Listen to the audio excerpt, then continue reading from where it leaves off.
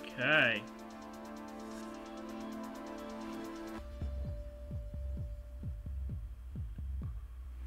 We are live.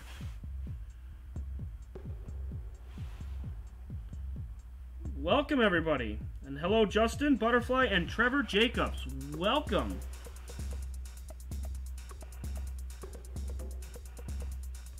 To the wonderful processing party. Working on a few things here in the background, so just give me a second here.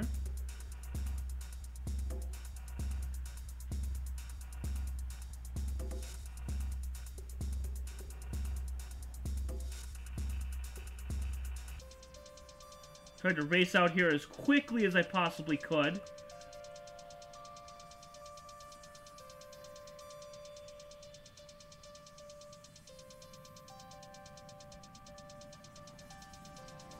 Alright.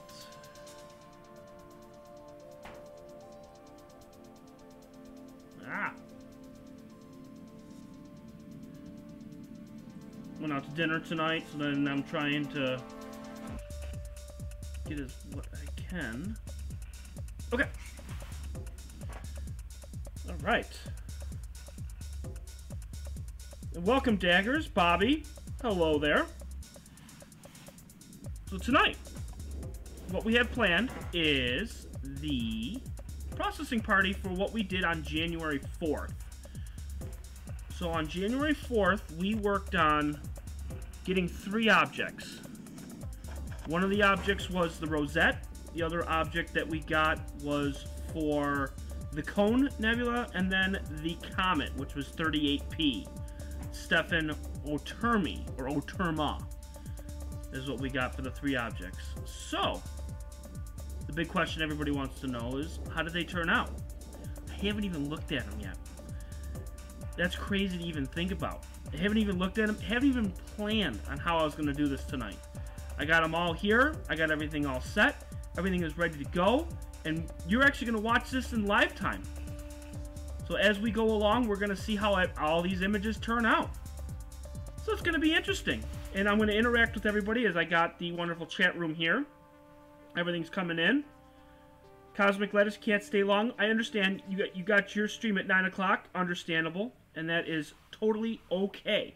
I will be editing this video so that way you guys can watch it later on, and it will be a condensed version, so this way you guys get to see the immediate image. Also, on top of that, if you can't stay for the whole stream, I will have the mini-sode up later in the weekend, so you'll be able to see the 3, and you'll go from there. So this way you can see each frame one by one instead of sitting here waiting. So it makes life a little bit easier for you guys. So this way you got the hardcore people who are on my streams constantly 2, 3, 4 hours a time, which is great. I appreciate it. There's other people that want just to see just the condensed version, 20 minutes at a time, 25 minutes, so be it. And then there's the people that just want to see just the images, and that's fine. We can do that. Just look at the images, say, wow, that's really cool. How'd you do it? What is equipment you used? Boom, done. And then you just move on. So there's a bunch of people that go through different things. I'm okay with that. Totally okay with that. So the very first thing we're going to do is we're going to go with the Rosette. Now we have lots and lots of images that we have here that we took, because we remember we had 2 cameras, and then we had 3 objects. So 3 times 2, that's 6. 6 things to process.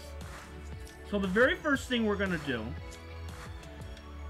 is we're going to look at one of the images that I took of the Rosette. And hello, Mr. Radio. Welcome. And I do see that she is playing right now. And can Bobby get a wrench? Yes, he can. We can actually do that right now while I'm going through here. Because everybody needs a wrench on my channel. Unless if you're abusing. We don't want to do that. If you've been on my channel, you know, for a long time, and you guys have stuck with me, so it's a really, really good community.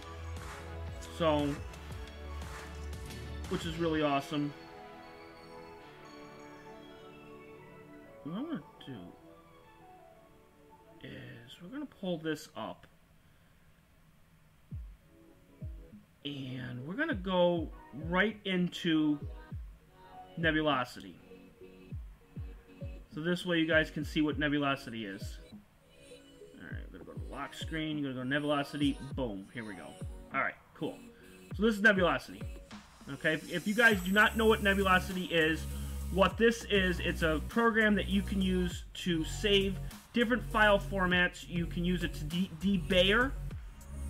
So if anybody out there who knows what debayering is, what you're doing is you're squaring off the pixels. So an image will be taken, it's in black and white, and then what you can do is it'll actually make it in color.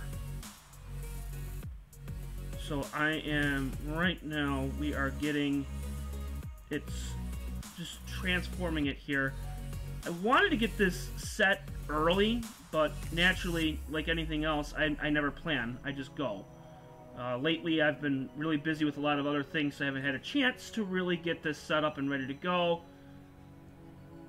It was going to take me like hours and hours to get this set for the cloud because it was like 5,000 things to change, and I just didn't have time to sit there and wait. So here's one image. Alright. And then I can work on the background here, so this way everybody can see it. Alright. And then what I could do is I can change the histogram.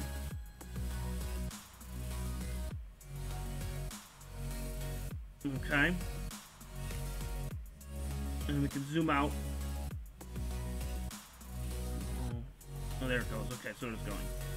So you can zoom out. Actually, this one's the Christmas tree. Whoops. Let me open up the right one instead.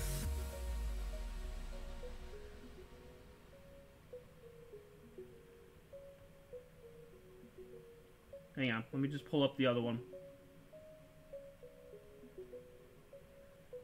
So that was 2264. We want 2239. There it is, 2239.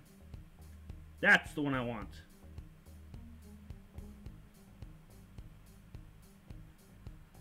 That's more like it. Okay.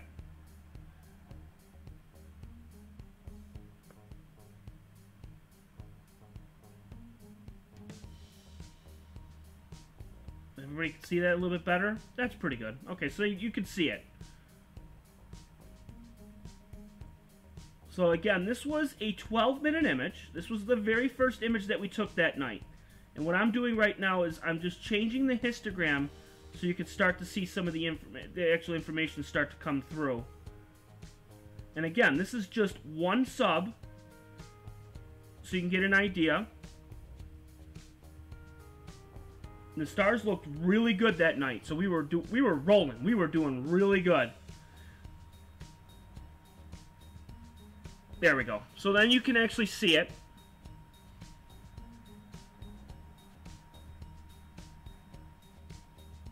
You can get an idea.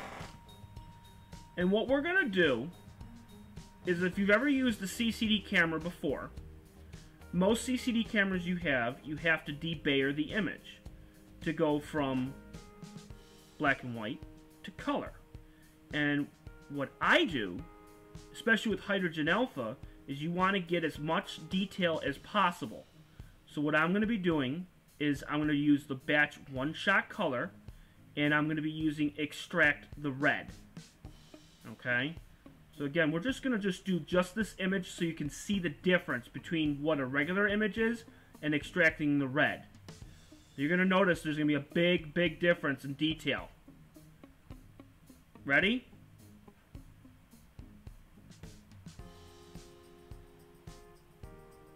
Okay.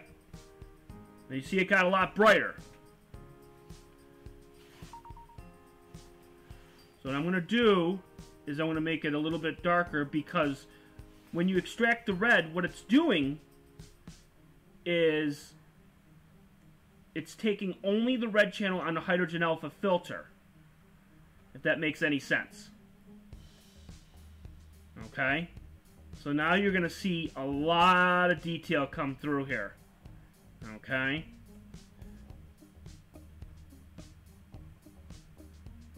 there you go. So that's a lot of detail. That's one image of the rosette. And you can even see, if you can see it carefully, I'm actually going to zoom it in here so you guys can really see it. And I'm going to move it over just a little bit here. You can actually start to see some of the detail right through here. Some of the lines. And again, this is really, really taking the histogram and just blowing it out so you can see the detail. Like if I were to take the histogram and just do this, this is at 0.65,000. you don't see much. So if you take the histogram and put it right at the bump,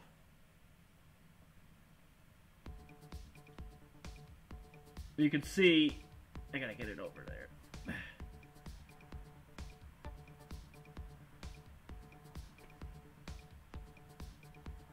I gotta move it over again. Welcome, Venus. I gotta go. Thanks, cheers, and everyone. Bye. Perfect. Cosmic, I'm so glad that you got a chance to come on. And I watched your stream last night. Cosmic Lettuce does a great job in explaining things that are really detailed, and it's really awesome to take a look. Well, last night they went over the Trifid Nebula, which is M20, and that sits in the southern side next to the lagoon, and he worked on that, which was really, really cool to actually see, and it was interesting. And how they, Bernard, E.E. Bernard, was the one that found the Trifid in 1894. So if you ever get a chance, go check out Cosmic Lettuce. If somebody wants to put his YouTube stream out there, they most certainly can do so. Mr. Ron, I know you're always on it. Bobby, you most certainly can do that too. And that'll be awesome. So this way you guys can actually take a look at his channel. Make sure you subscribe and hit the notification bell. Smash that bell. Smash it hard, which is always good. So that is just one image. Okay? So you get an idea. So we're going to undo it. Okay? We're going to go back to regular. Alright? And what we want to do is we want to batch it. So we want to take every single image that we had, that we took that night. So this way we're not doing each individual image, we're taking every single one of them. So we took 7 that night. I think we took 7. Did we take 7 that night? Or did we take 6? 1, 2, 3, 4. We took 6 that night.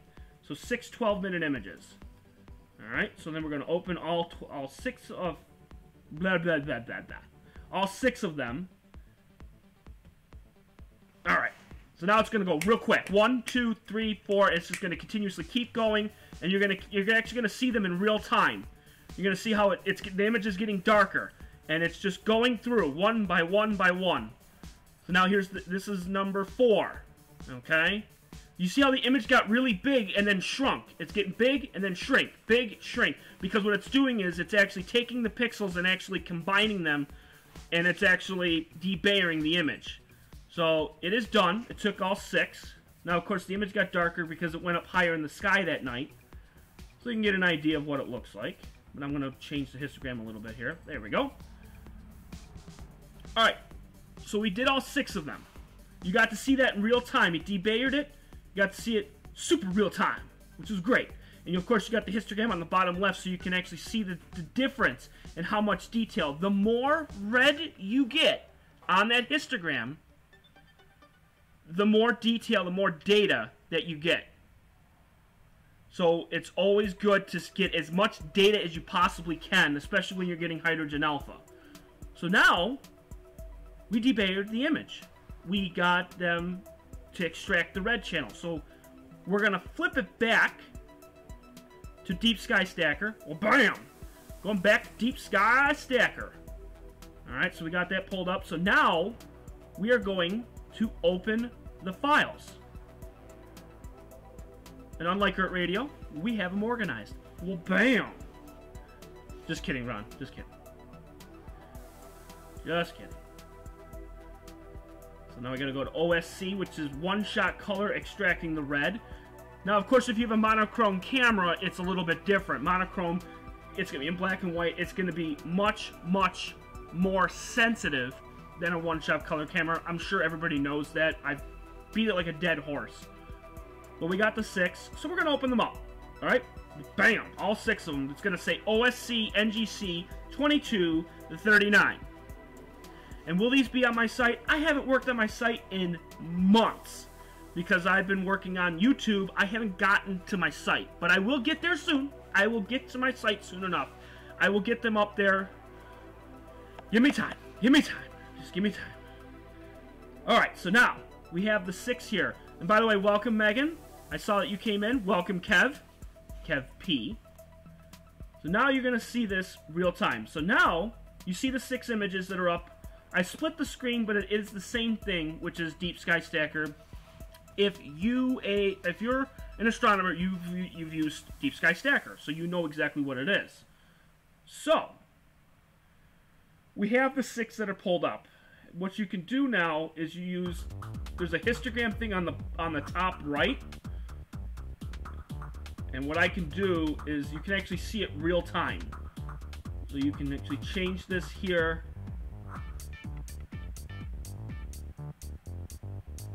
Too much.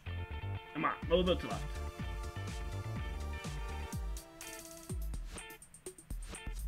I'm not using a mouse, so this is a little difficult, but it's okay.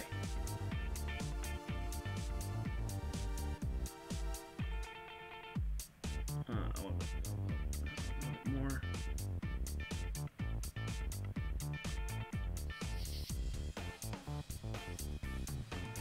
That's good right there. So that'll be perfect right there.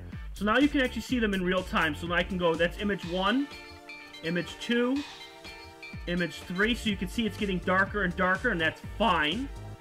Image 4, image 5, and image 6.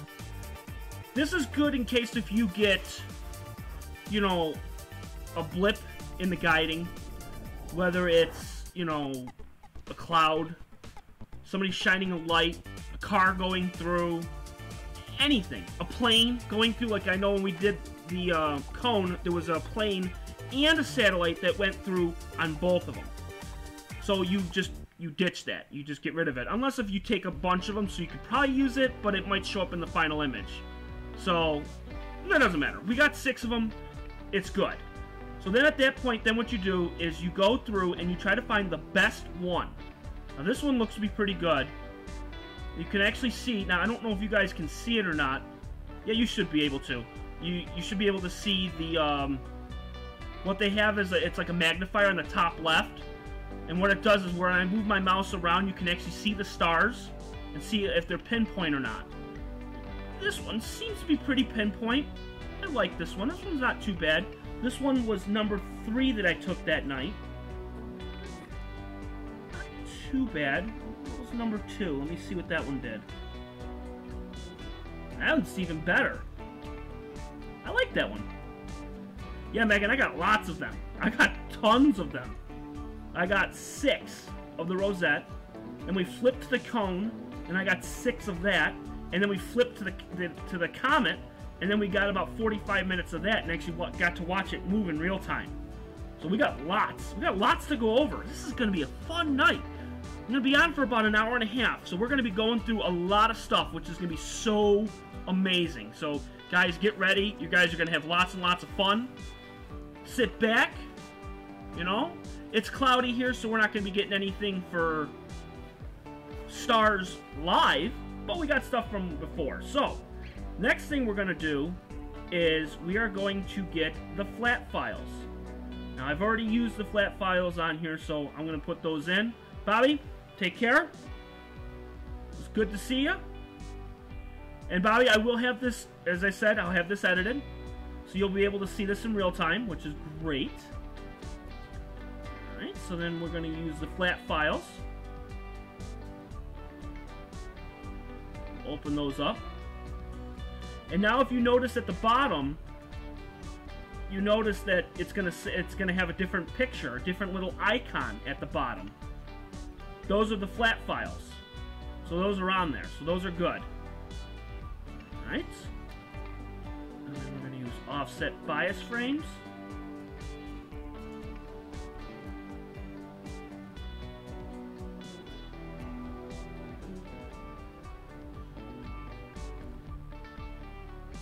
And again, different color.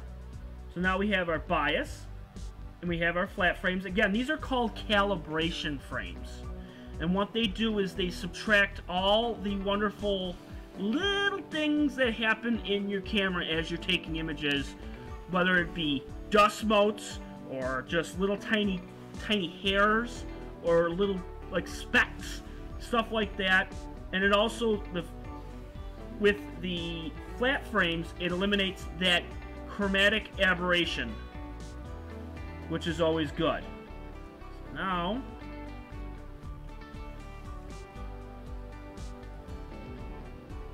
get that.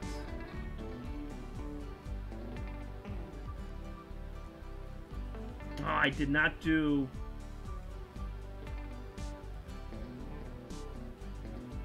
I gotta extract them real quick. That's easy enough. I just gotta, what I have to do is I have to extract the red channel out of these ones here. Batch. Extract the red. I have three dark files on here that I just have to extract real fast here. Alright. Calibration. Oh, I did extract them. Oh, okay. I didn't know I did that. Oh, cool. I did not know that.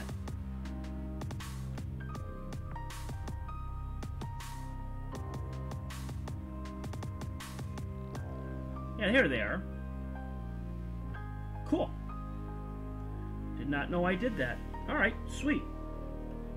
Alright, so then we picked number 2 because we thought that that one was the best one. So now we're set, and then what I do is I just use a red box, what you're doing is you're just cropping it out. And now we're going to register the pictures. And then we're going to see... Yes, Joe, it is free real estate, which is always awesome. Desiree, welcome. And yes, thank you. It is going to be amazing. The Master, it is free real estate.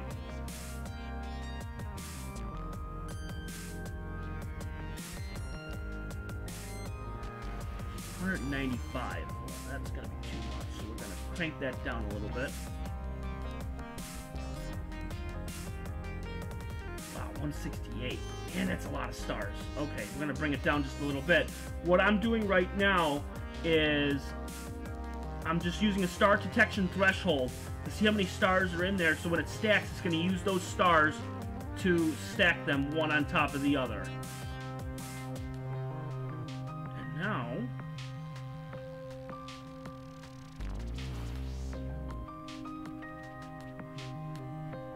it's going to start adding offset frames, and it's going to add bias frames, dark frames. I figured it was you. I figured.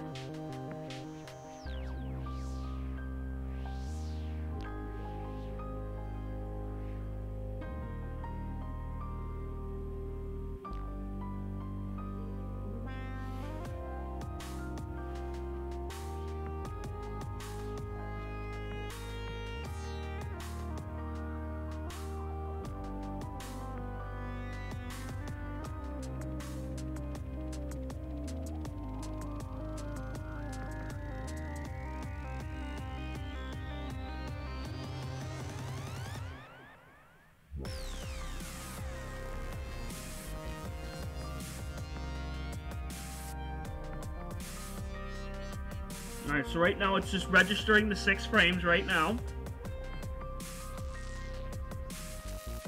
And it's going to take 5 of the 6.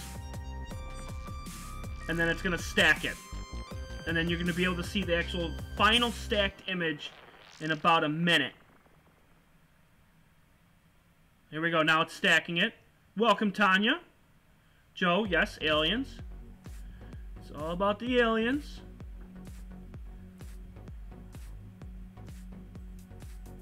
Really intrigued to see how this image is going to turn out.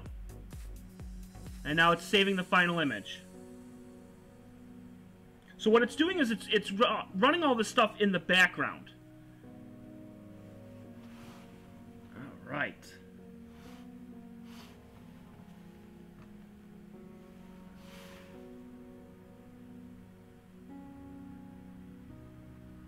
Okay. And we got tons and tons of detail here.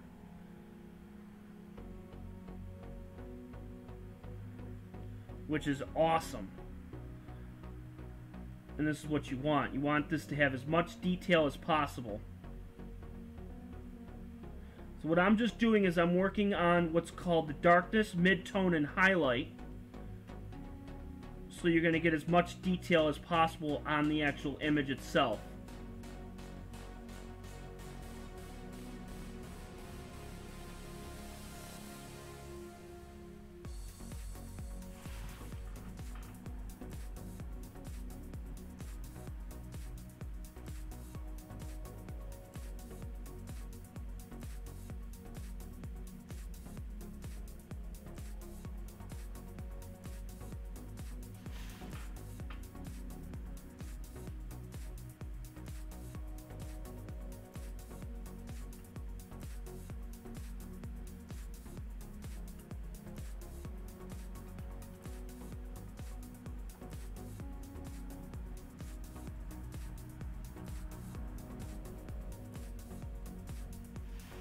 I don't know why it did it in color, though.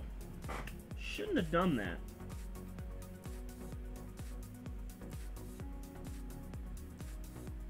Should have been in black and white. I don't know why it did that.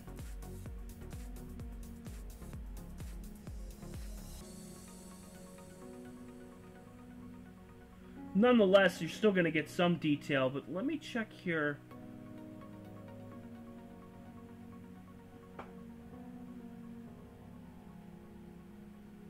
Oh, that's why. We don't want that. Why was that checked? We don't want that at all. That's dumb. Raw fits file. Okay. Yes, yes, okay.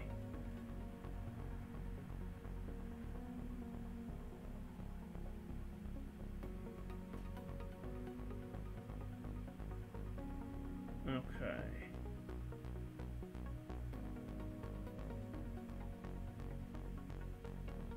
Okay. I don't know why it was like that. That's weird. Huh. Alright, try that again. Okay. For some odd reason, it was set to color, which is really weird. I don't know why it did that.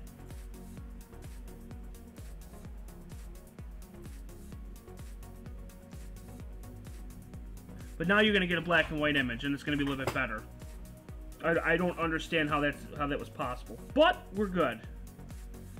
So you can see the little icons on the bottom there. They went from color to black and white, and that's what I wanted. I didn't want it to be color because it's gonna seem distorted. So I don't want that. So we're gonna get black and white image. So it's just going through and just stacking them again, and then we'll get a perfect image. So just give it another minute. Oh, I know why. Because I changed it when I did the DSLR, which is the Canon camera. It uses a different Bayer matrix, so like when you're doing the stacking, it was a different color. And that's one, naturally. So it was stacking it using the DSLR. I'm talking to myself, people. I'm sorry. Time go where no man has ever gone before. Space, the final frontier. You know it, Joe. You know it. So as I said before in the beginning, this is the first time I'm actually watching these images. I did not take time to actually do this. It was going to take me, it was like 2 a.m. and I wasn't going to spend 3 hours waiting for this stuff to hit the cloud. So I said, you know what, screw it. I'll look at it later. And I never got a chance to come out here to take a look at the images, although it's been in the back of my mind. I've wanted to see them. I wanted to take a look and see how they were.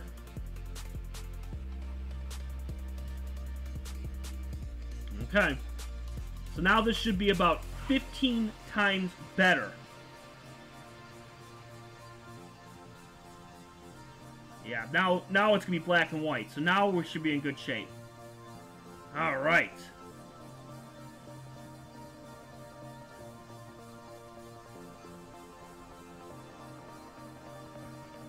Now again, keep in mind, this is a colored camera. So it's not going to be phenomenal. Keep in mind.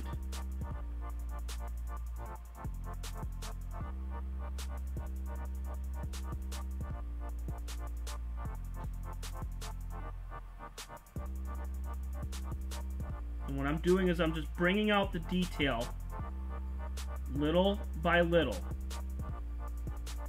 But not too much so that way the image gets blown out. Because that's what you don't want. It's kind of like when you overexpose a picture. Remember the Kodaks or the Polaroids? You don't want to overexpose it and make it look all grainy and look like junk. So you don't want that to happen. You could do that in post-processing. This is just looking at it so this way you can actually see the detail.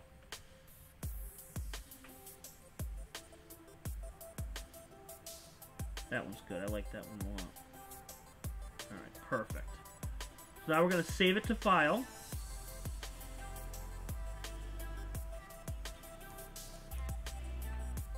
And we're going to apply it. Alright, so now Deep Sky Stacker is done. So you can actually see the detail. And you can actually see the values and you can actually look at that and actually go from there. Now we're going to flip to Photoshop now. Just do one thing after another. Bam, bam, just like that. All these window captures. It's crazy! All the window captures!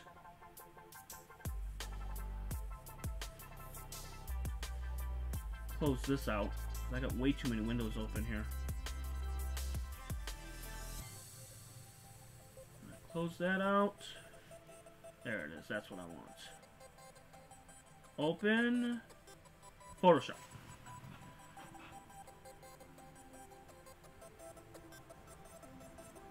That's okay. Desiree, that's fine. Hey, when you're on the phone and somebody calls, remember the day when we had AOL? And it was through the phone line and somebody called and kicked you off online? Yeah, I've been there. I know exactly how that goes. Trust me. I know the feeling. I know the feeling. Alright, so we're loading Photoshop right now as we speak. We'll give it a second here.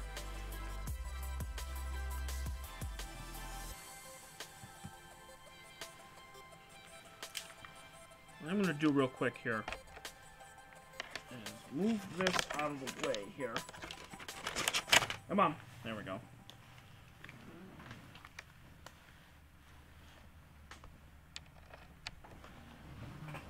Okay.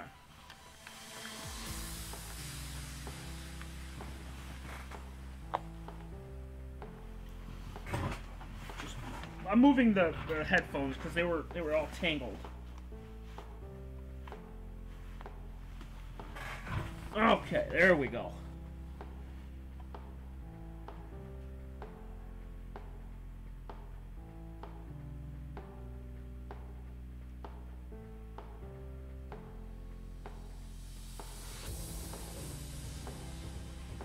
I gotta find the right one. I always forget which one it is. Not that one. It's not that one. Why can't it just save it?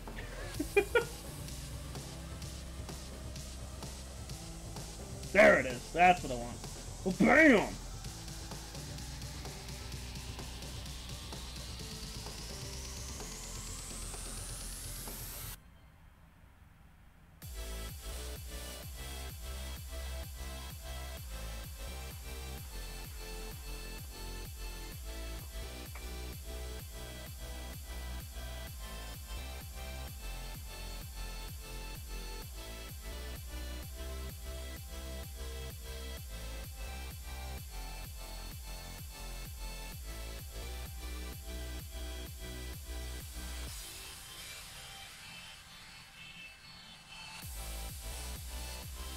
There we go. Sorry about that. There we go.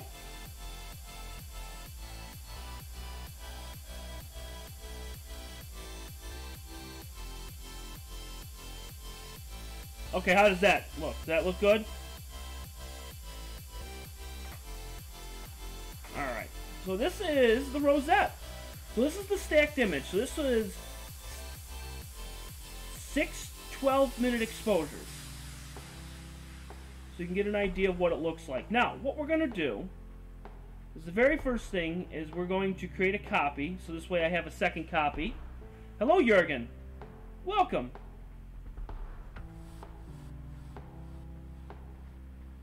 We're going to use the gradient exterminator.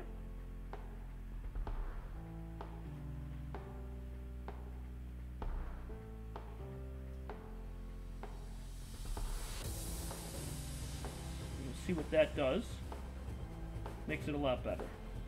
So you can tell the difference. Makes it a little bit better.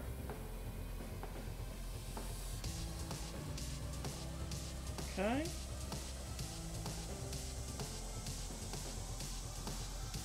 Now we're going to make the stars smaller.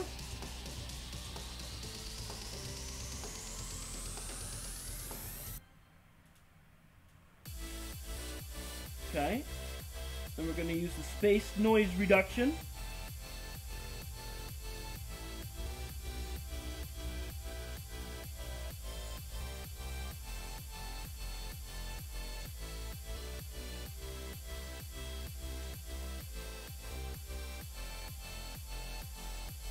And of course you can actually tell the difference. I'm actually clicking it off and on, and you can actually tell the difference already of what it's looking like.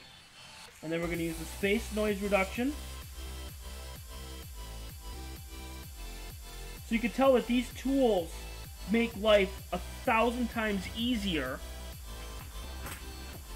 And they make it look so much better. Alright, then we're going to make another copy here. Alright, and now we're going to enhance the DSO. So when the image disappears for a few seconds, it's actually running through the steps. So each step has a bunch of sub-steps on it. So it's going to run through each one, which is like screen layers, star layers. It's doing a whole bunch of stuff where it's using contrast, brightness, cutting, copying layers, and whatnot, and it's just running. So each step probably may have 150 sub-steps that you don't see running in the background. So when you see this a checkerboard pattern like you're looking at right now, that just means the computer's working and it's actually going through. So it's just going to continuously keep going. So now it's done with that.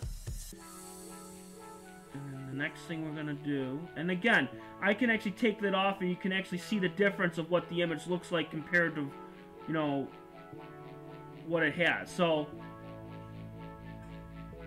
and then we can do levels.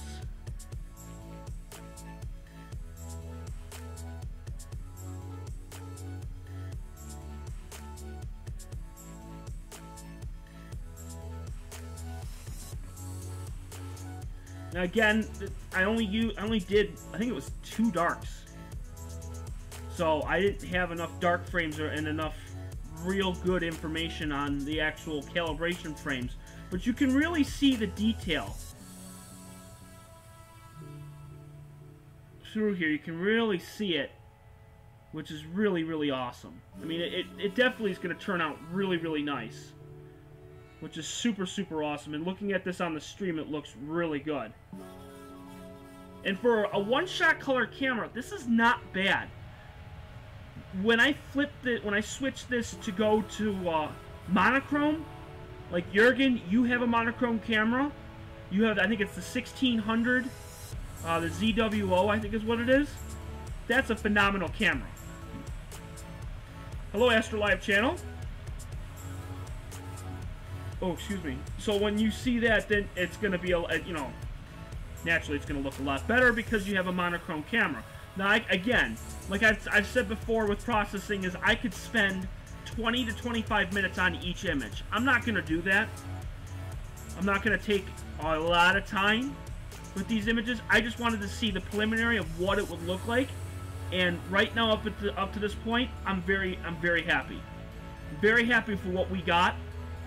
And I'm going to do a whole bunch of, like, you know, cutting layers and doing stuff behind the scenes later on. And then I will get up the finalized image on the mini-sode, which will be coming up later this week-ish, like Sunday, Monday, or Tuesday, one of the 3 days. Yeah, and exactly, Astro Live Channel. That's why I'm doing the processing parties, because in this way, everybody wants to know, huh, wonder how that image turned out. I wonder how he got it. That's what I'm doing here. So, one image of 5 minutes.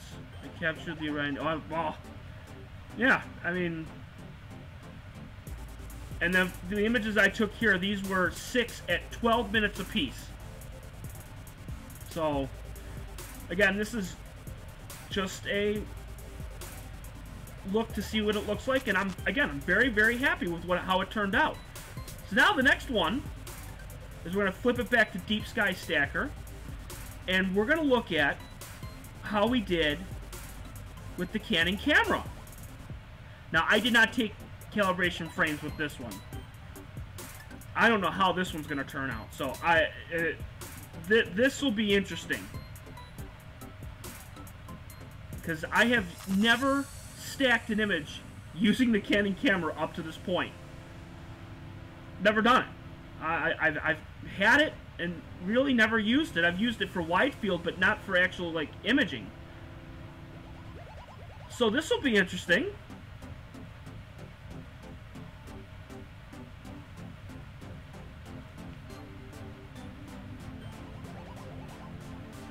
How many did we take? Oh, we took a ton. Oh, I see. Okay, we got the gray and we got the RGB. Oh, I want the raw. I want the raw imaging. I don't want the JPEGs. Get rid of the JPEGs. Oh, because I had it set to JPEG and raw. That's okay. We'll just get rid of them. Remove from list. Okay, cool. So we took 6.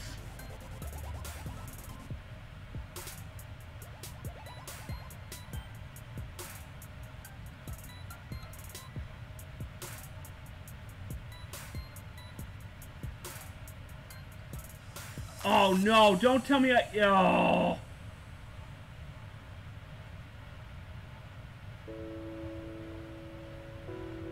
I gotta get a, oh shoot. In order for Deep Sky Stacker to read it, I gotta get a codec for it.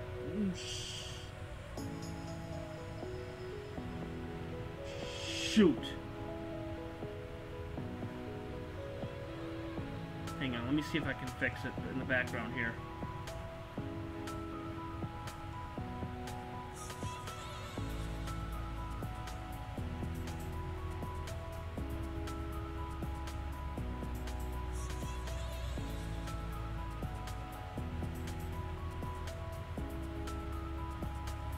Shoot.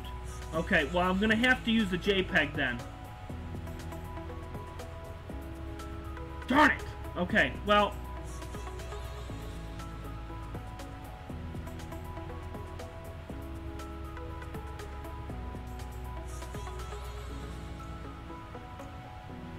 Okay. Well... It's probably gonna look like junk, but I want to see at least if we get something on it.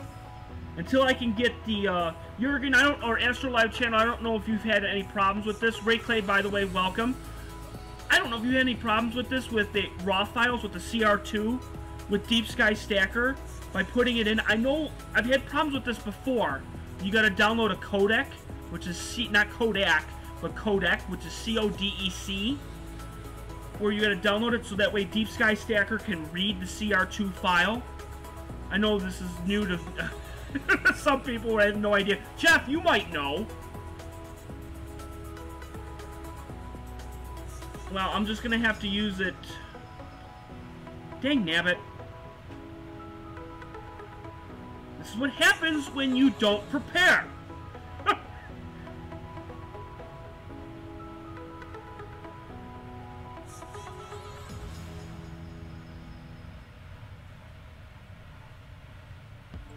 That's all right. We'll still be good.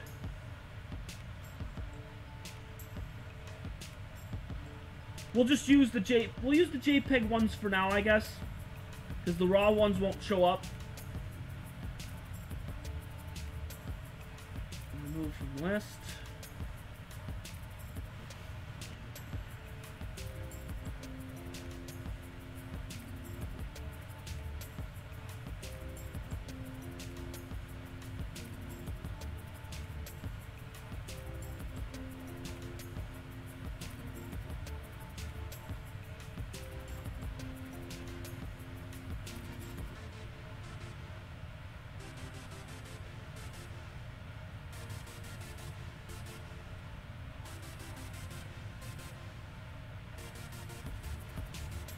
It's there.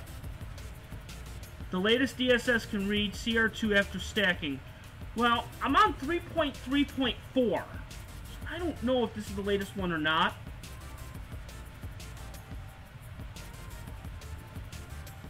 This is my dumb, you know, my dumb self saying, "Oh, I think everything's gonna work tonight. Everything's gonna be great."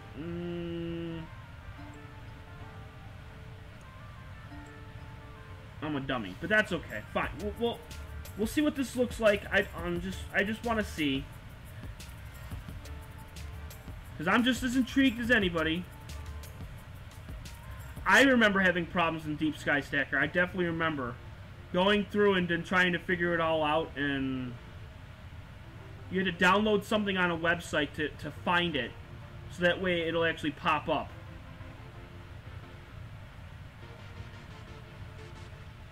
Just want to see what this comes up here. 69 stars. I'll bring it down a little bit here. Okay. And we'll use the...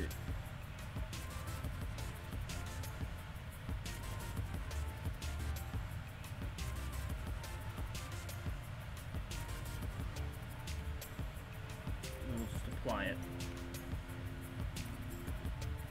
Okay.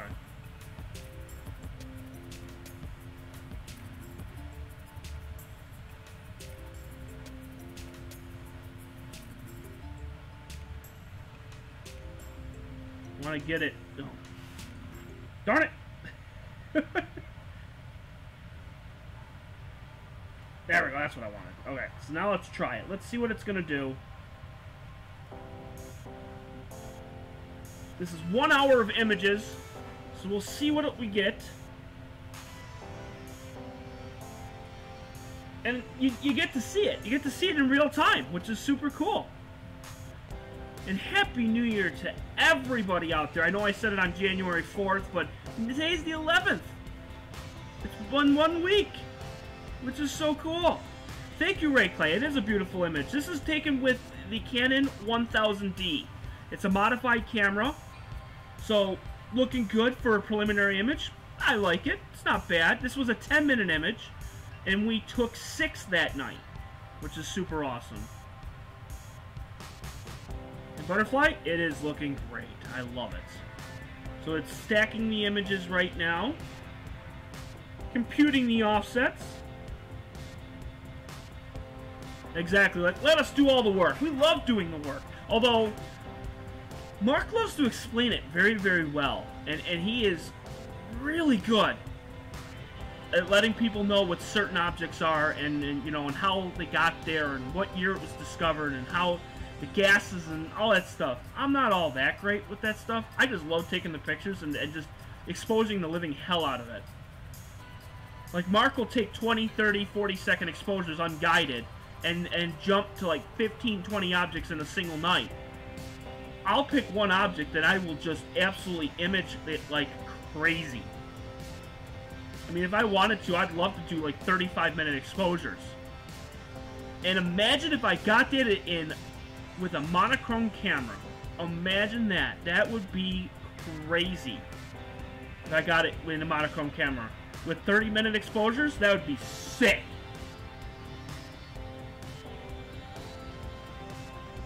Let's see what we're gonna get here. This may not be a good image, but hey, for preliminary, it's a processing party. Why not? I've yet to see what these images look like, so let's see.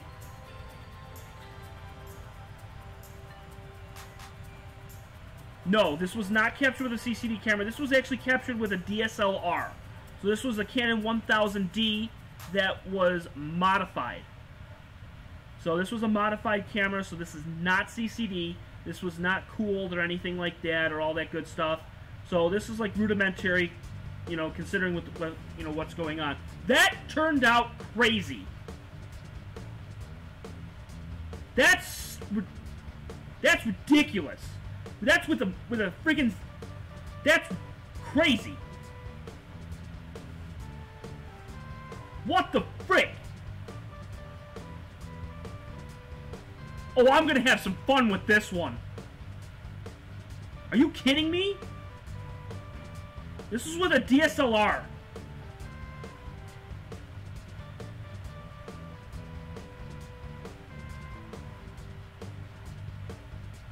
And again, this is without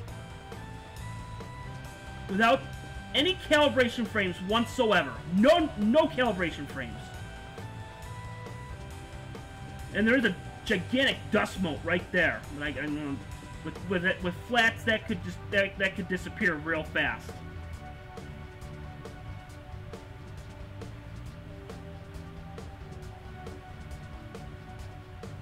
Make it a little bit darker so you can really see it a little bit better. That's perfect right there. That's crazy. And actually, the ISO, all I used for this one was 100 ISO. That's it. 100 ISO. And I do need a field flattener for this because you can see at the top left, the stars look like junk. The stars look like crap. Because the field flattener will actually level the field. So like on my QHY, the QHY is a flat field. Like the corners, the stars are pristine. Perfect pinpoint stars on all four corners. The only filter that I'm using with the Canon 1000D is a CLS filter. That's it. So I got this with a modified DSLR with a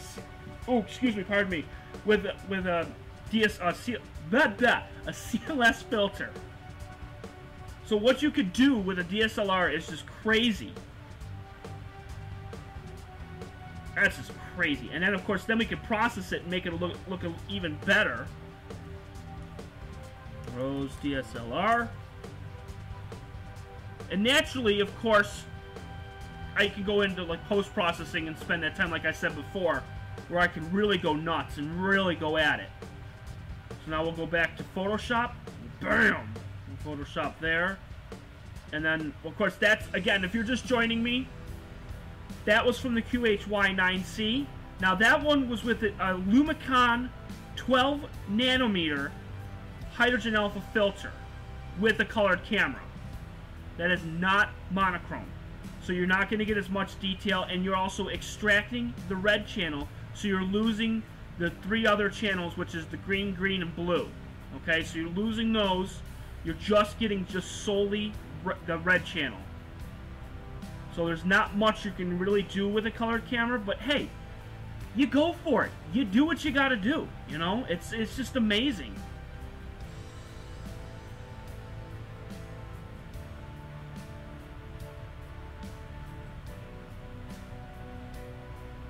Right now, I'm gonna make a copy.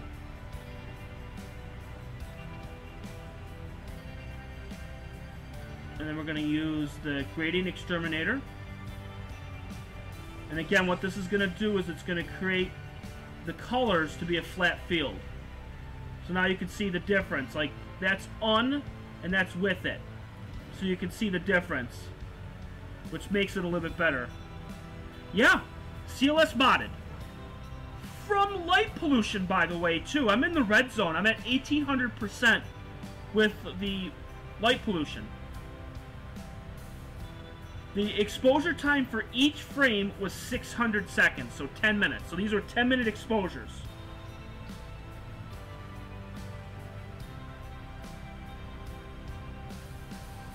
And then what I'll do next is I will use make stars smaller. Actually, this turned out extremely good on the stream. My God.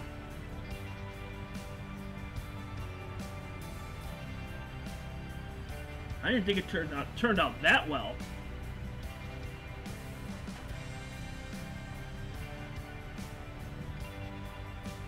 Now we'll use the space noise reduction. That'll be next on my list, is getting the field flattener for this second scope. Eventually, down the road. I got too much backed up and too much stuff going on. I'd love to get it, but I don't have the funds for it right now. But boy, I'd love to get one, because that would be just crazy. I can get one where I can just do like the North American Nebula, because the field of view with this camera is great. Because remember, DSLR, the sensor is gigantic compared to regular sensors. Like this one, I think it's 23 by 19 millimeters, I think. So like the chip itself is almost an inch wide. That's crazy. Now, of course, it's not full frame. It's not the Sony like Mark uses or Bill uses. The frame on that is, those are full frame cameras. Those are insane. Those are the best cameras out there. Now, of course, for deep sky, Jurgen, you would know the 1600 mm is what it's called, I think. That's the one you want. And now we're going to enhance the DSO.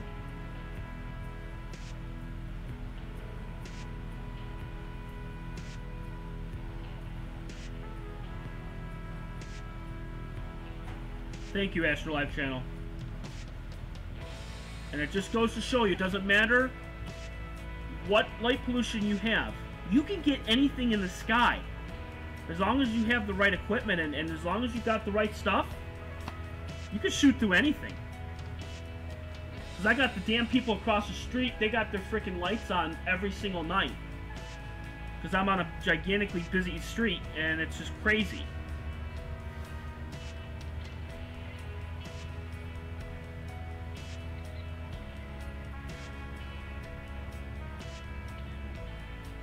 And what it's doing right now is it's enhancing the DSO and reducing the stars. So this is taking the stars and pretty much like taking the stars and putting them in the background and then pushing up the actual nebulosity so it actually pulls out more detail. And then with colored images, I use what's called increased star color. So the reds become more red, the whites become more white, and you get more detail out of it. Now I could use the less, what is it, the less crunchy, more fuzzy. Yeah, ZWAS, I knew it was MM. If anybody's looking to do astrophotography with a monochrome camera, I can't tell you how many astronomers are using that camera. And they make different models of that one too. They have the Pro, and then they have just the regular. The Pro is the cooled one, which means it sets it at a certain temperature like a CCD camera would.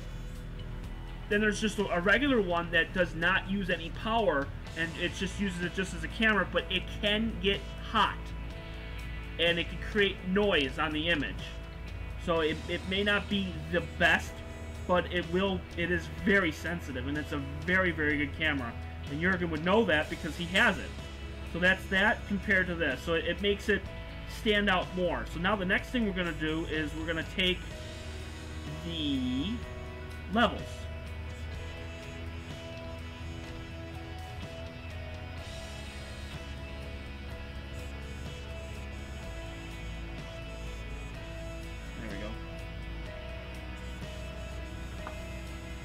Yeah, I can't wait to really work at this and really work on the detail. Yeah, exactly. The light pollution can really screw things up big time. It can really mess things up, and it all depends on how clear it is that night. Like, you know, seeing, transparency, humidity, that's another good one. I think this night that we captured it, it was just absolutely fantastic. It was just a wonderful, wonderful night. So that's that one. So, one object, done. I think it turned out pretty damn good. What I might do is later tonight I'll probably get some calibration frames with the Canon because I haven't had a chance to do it. And I was not doing them at 2 a.m. There was no way. I was not even going to come close. Negative 22? Is that a negative there? It is. Your telescope won't even work. The mount will probably freeze. I wouldn't even come close. I wouldn't even do that. I'd be like, no thank you.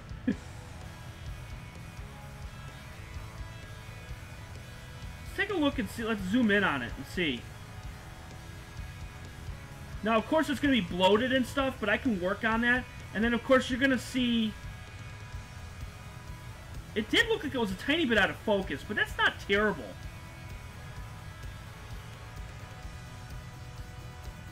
I'm pretty impressed. I'm very, very impressed. And then with these ones, you can always do vertical banding and horizontal banding.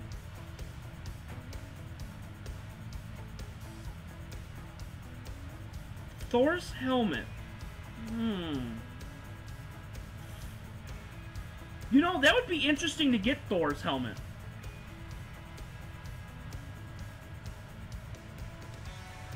I can look and... Oh, I'm not going to get it now, even though the telescope's not out, but... It's supposed to be clear Sunday or Monday. I could probably get it either Sunday or Monday. If it's out. I don't know if it's out or not. I'm actually looking at the stream to see how the stars look, and... Oh, that's not because it's out of focus. That's because it's, the calibration of the, what is it? The coma. The coma sucks. That's why. Okay. Alright, so now, the next image, what we're going to do. So now we're going to flip it back to... Actually, what we can do is we'll go back to nebulosity. Because now we're going to go to the next object.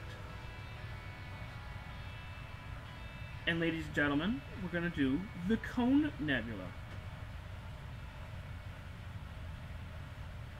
Which that was NGC 2264.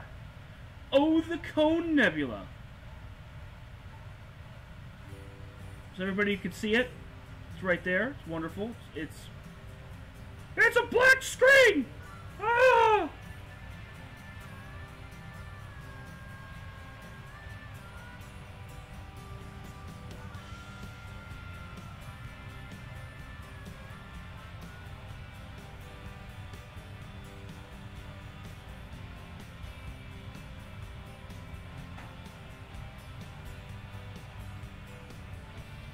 Okay, so what I'm just doing here is...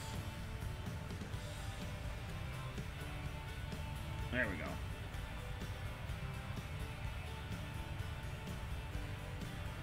So then we can zoom in here.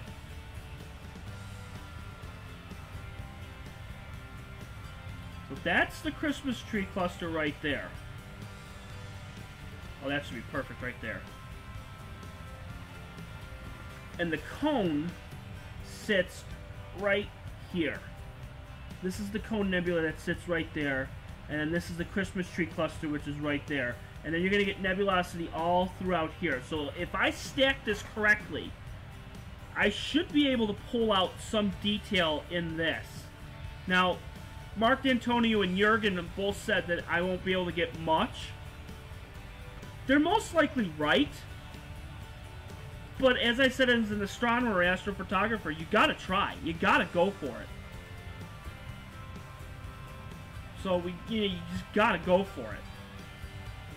NGC 2359 is Thor's Nebula. You are very close. Yeah, I think I am. I think I'm very. I think I'm very close, but that's okay. The stars look pretty damn good for it being 12 minutes. Now, of course, you're getting that checkerboard feeling because it's not debayered. So now what we're going to do is we're going to batch it, and we're going to do extract the red. Just like what we did with the Rosette, we're going to do the same thing here. Yeah, because the Rosette's 2239, and then this one's 2264. 2264. ends at that one right there. And we took 2, 4, we took 6, just like we did with the other one. So it's gonna go super fast. Ready, set, go. Bam, bam, just one after another. Just continuously keep going. There's the first one. There's the second one.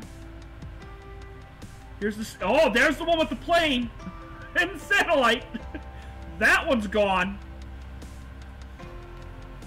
This one's number 5, and that one's number 6.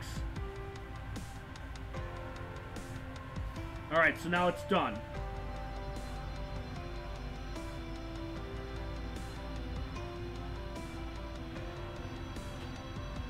Which one was it with the plane? Hang on, I'm just pulling it up here in the background.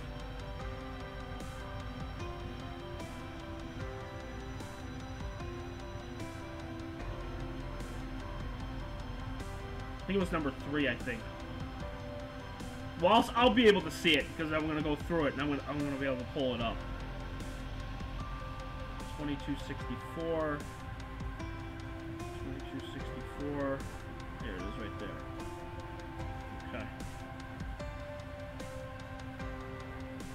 Alright, so now we're going to flip it to Deep Sky Stacker. So I already got them pulled up here. Okay. And now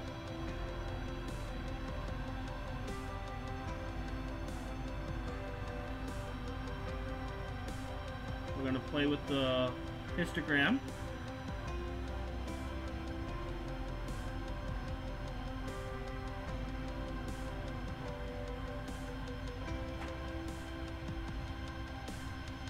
Right there. That should be perfect right there. And you can actually see it, the Christmas tree cluster extremely well. Look at that. And the Cone Nebula turned out really well, too. Well, that turned out really good. Now, which one is it that has the plane? That one. So we do not want that one in there. That one is a bad one. So we only got 5. Boo! That's okay.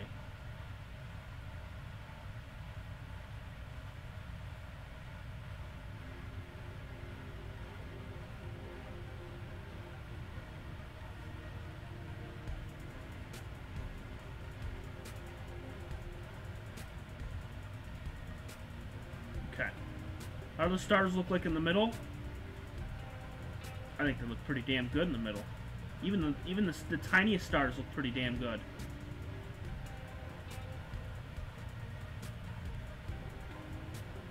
They look good to me.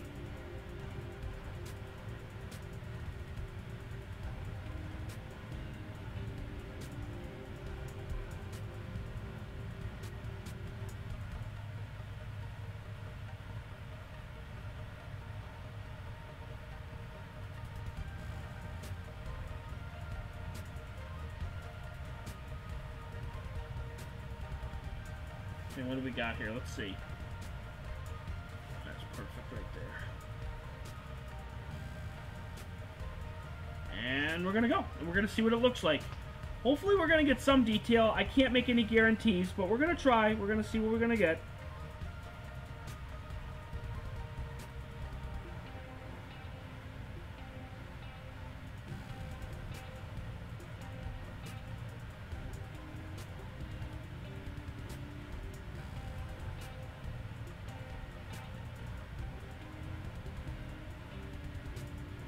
Yeah, and Astro Live Channel, you're right. It could look like it.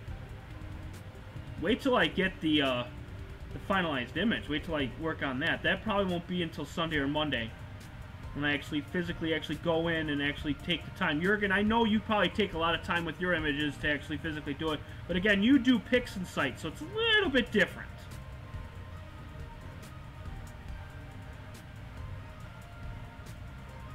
That furnace should go off temporarily. That furnace has been going on for a while.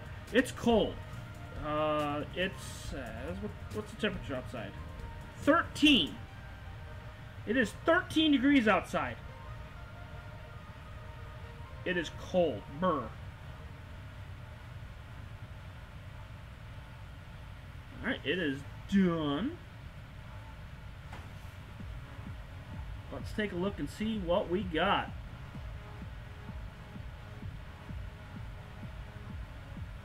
did get a lot of detail, which is good.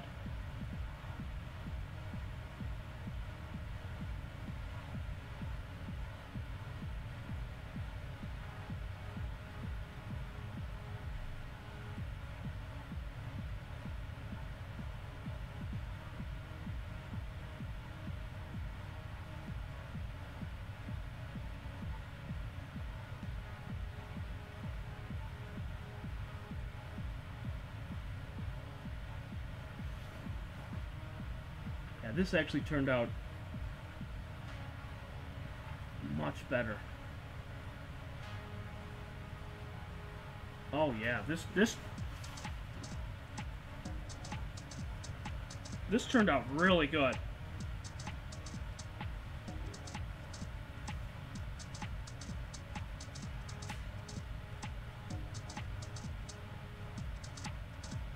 Trying to pull out as much detail as I possibly can. Let me know what it looks like on the feed, because I'm actually watching it. Of course, it's... Oh! The furnace went off! How about that? It should be pretty darn good. How do the stars look near the cone? Not bad. I like it. How do the stars look here? Pretty darn good to me. I'm waiting for, because it's on delay, so I just want to see what it looks like on the stream. Probably go just a slight bit darker. Oh, no, maybe not.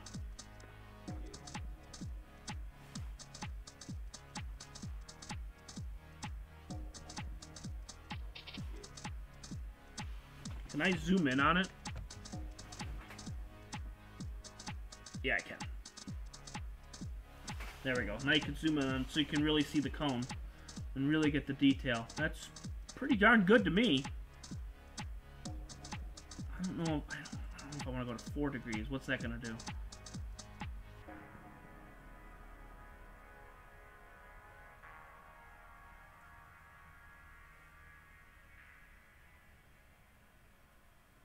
Well, that might bring out a little bit more detail.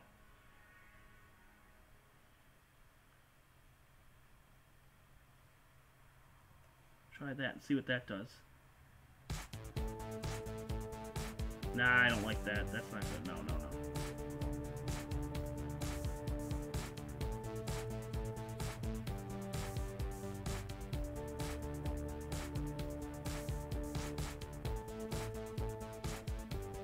Yeah, I like that a little bit better. Okay.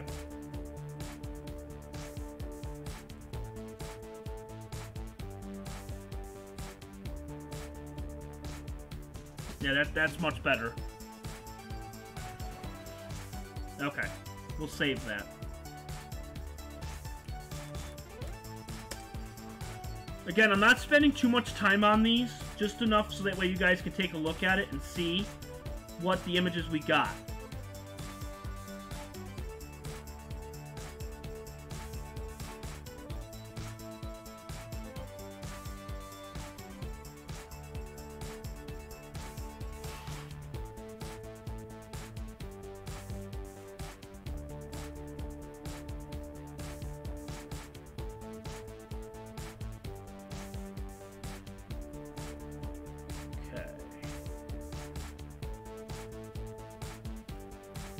And now we're going to flip it to Photoshop.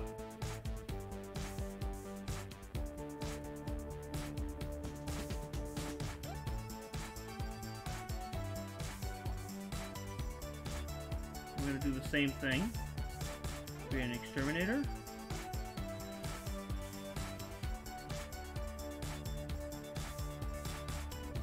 That's what it looked like before. And that's after.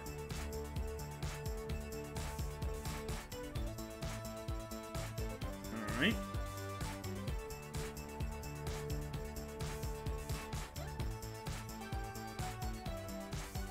And now we're gonna just go nuts on it. And this turned out really darn good. I'm very impressed with this image.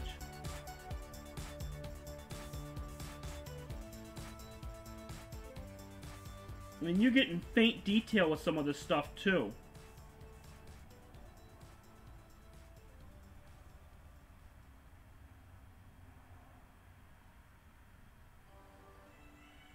I've heard season 3 comes out July, I heard? Or is it next month? I don't know. For Stranger Things. I've heard about it. I've heard so many good things about that. It's on Netflix, I know that. This video is not presented to you by Netflix. I'm just kidding.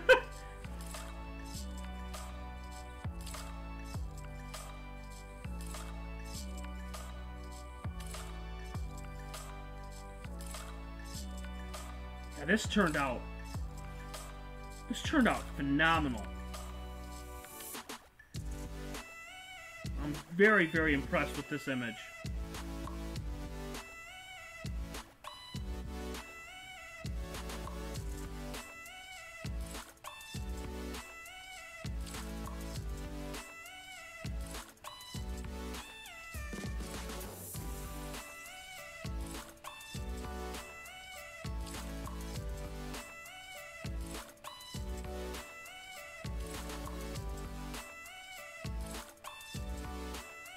Yeah, July, I was right. I knew that.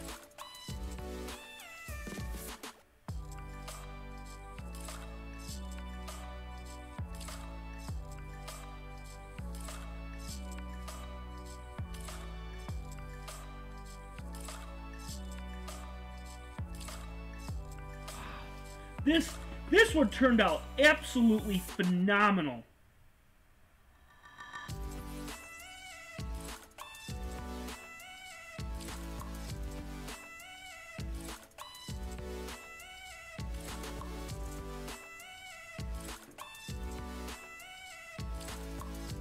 I mean, I'm extremely impressed with this image.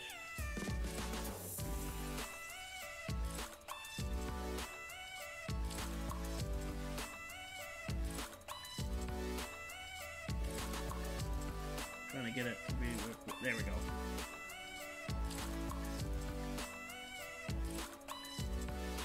I mean, that turned out really, really good for a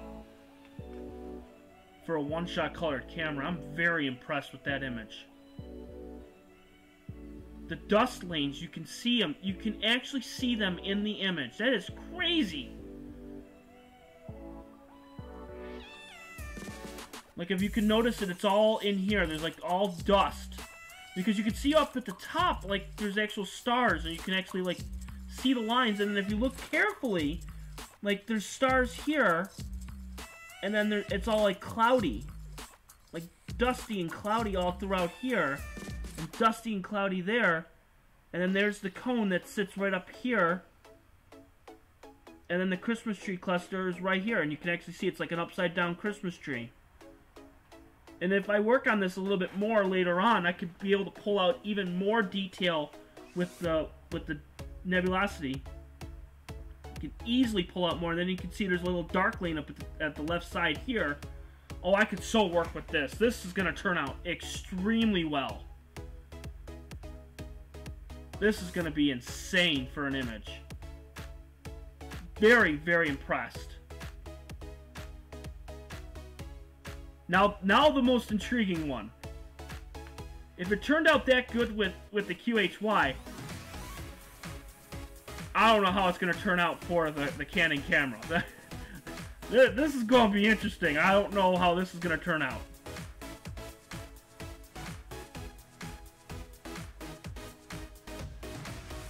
We might be able to pull out some detail with it, but not a lot. But then again, the Rosette surprised me.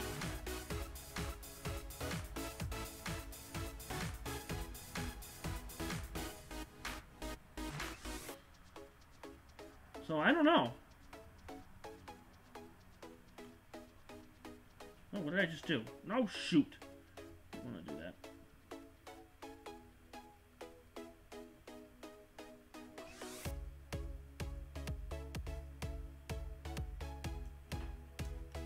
Okay, remove from list.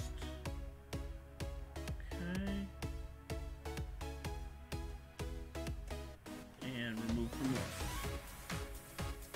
Okay.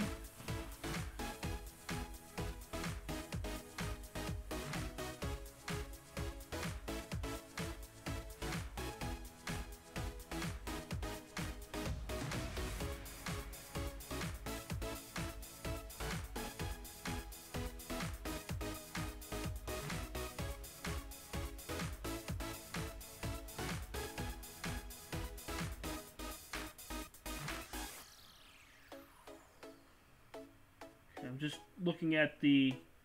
Now, let me switch it over. Alright, let me flip it over to Deep Sky Stacker. Okay.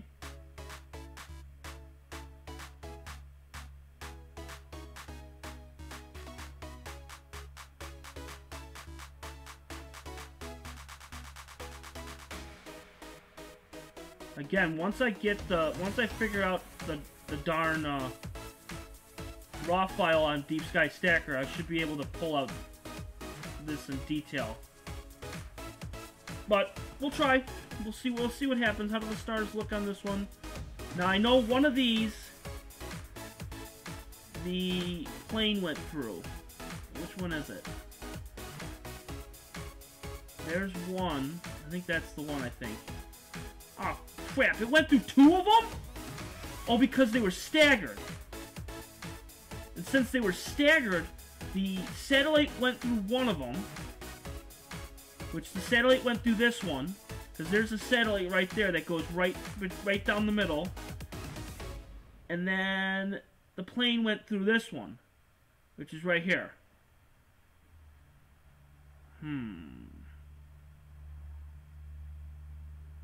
Yeah, because you can see it ended right there. And then on the next one, it started there.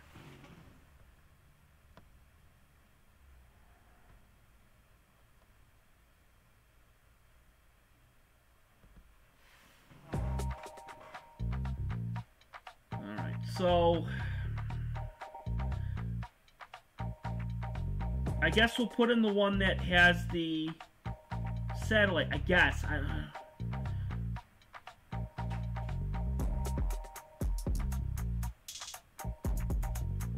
But not the one with the plane.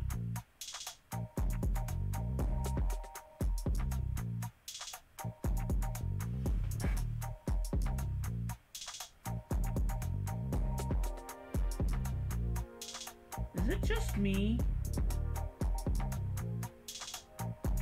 What exactly is that? I don't know if anybody saw that.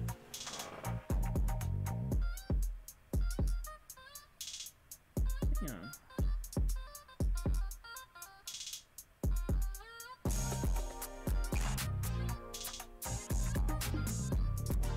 Trying to zoom in on it. Of course, I don't have the mouse here, so I'm trying to do this with the damn touchpad. What is that exactly? Now, I have speculation.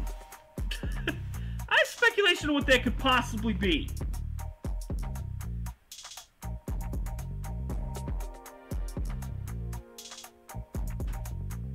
Could that be a shooting star? It looks extremely faint for it to be a shooting star. Then again,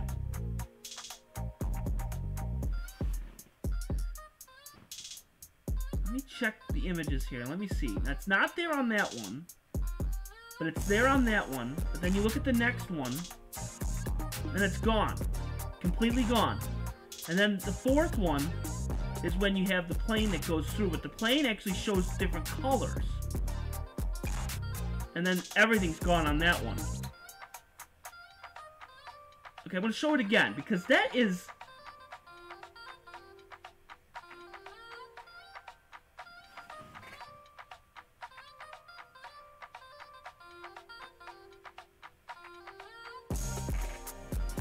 Alright, let me see.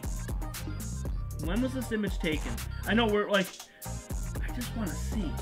This image was taken at 10:29 p.m. Let me see something here.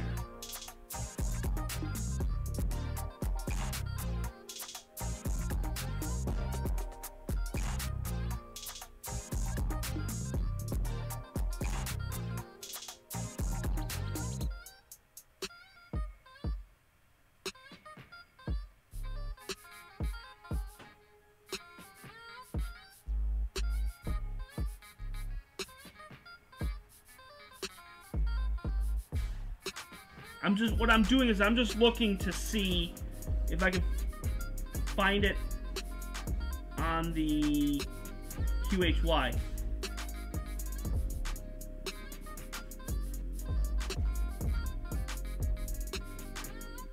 Is it playing two songs at the same time? There we go. Sorry about that. So that's 10:06. That's 10:31, but I think that's already too late. I don't think I got it on this camera. Shoot. So I only got it on one camera. So I could be wrong. But that looks like a shooting star to me. I mean, unless if I'm wrong, people double check that and look at it and see. I'm pretty sure I think that's what that is.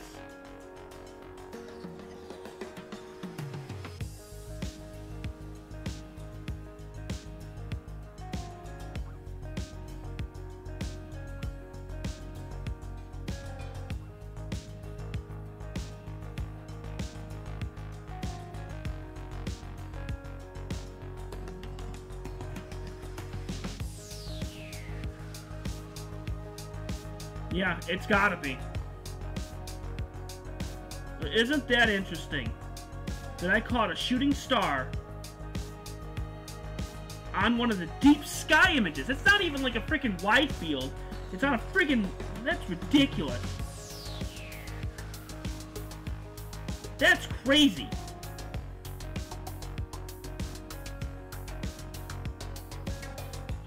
That's ridiculous, people. And we're gonna stack it now.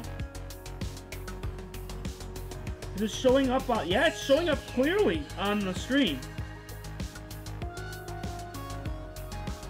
Welcome back, Justin. Justin, if you look closely, you can see a shooting star on a deep sky image, which is amazingly interesting.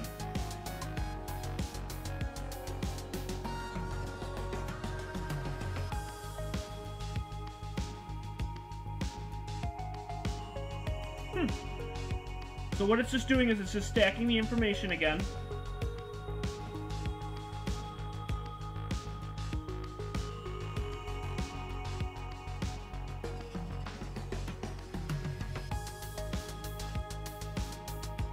So I'm 4 of 6 right now. Or 4 of 5, because the 7th one I threw out.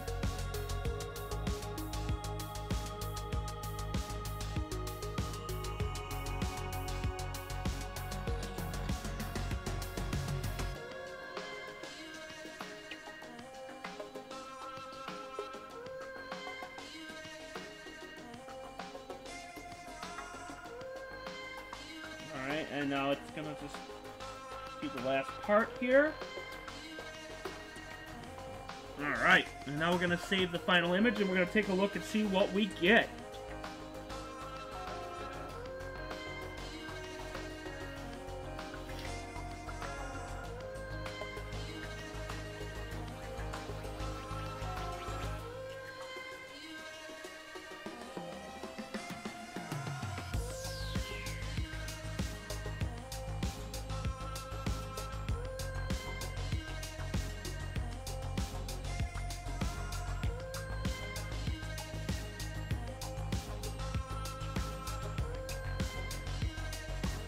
Oh, good. The Sabres scored.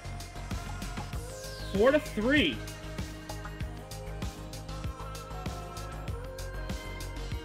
Yeah.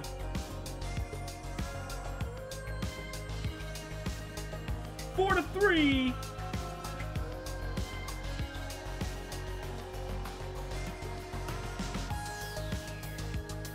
So now...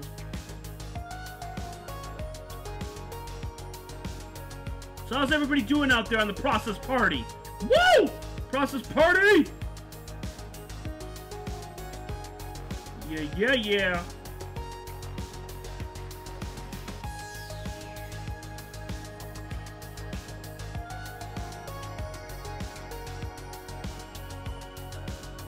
And my phone just told me that the Sabres scored.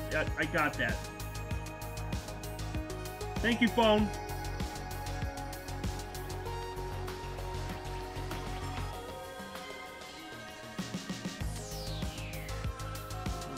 this over. God, I need a field flattener for this so badly. Oh my god, it's terrible.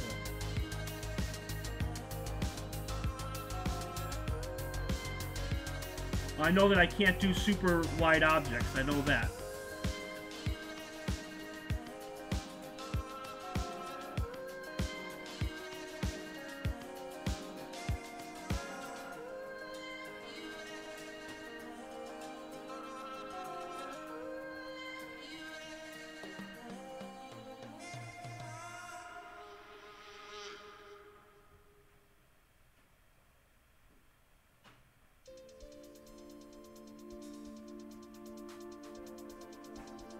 Whoops.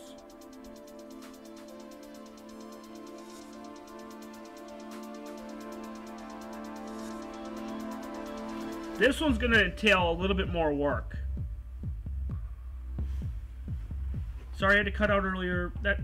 No problem. That's the best part, Justin, about having these live streams, is that people come in, people go out, people do things. They have, you know, they got things to do. I completely understand. I'm the same way. You know, I'll go on a stream, I'll look at something, and then I got stuff to do, and then I hightail it out, and then I come back, and so on. So there's always things to do. I get it. I understand. And that's why I do the edited version. Now, you can tell how badly this thing is warped. Like, the corners look like absolute junk. So I'm going to need that field flattener, like, big time. But, let me...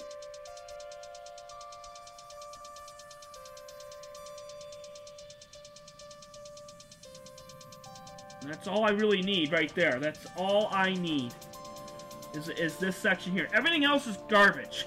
Everything else is total garbage. And it's not that it's out of focus. When you look at that, you think, oh my god, it's out of focus. It's really not. It's just that the fact that it just... There's so much chromatic aberration, I gotta work with it. So... But you can really get the detail. You can really see it.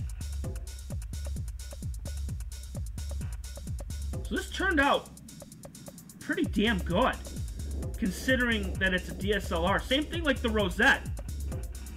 You were bitching out a doctor. Sweet. Was it Dr. Phil?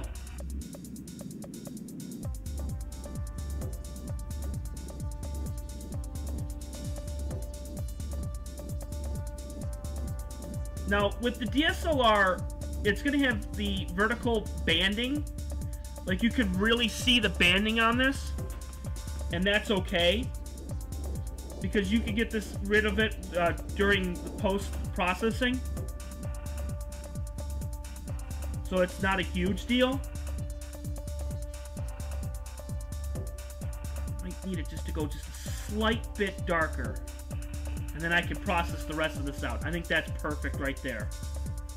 Yeah, that's perfect right there. Alright, cool. And then I can use this, and I can really use it nuts now. So let me save it. And then we'll do Cone DSLR. Save. Alright. There's a minute 29 left. Come on, Sabres. You gotta tie this game up.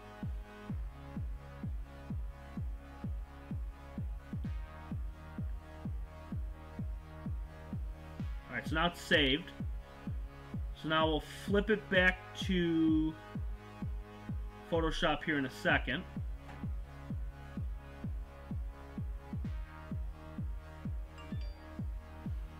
They lost. Darn it!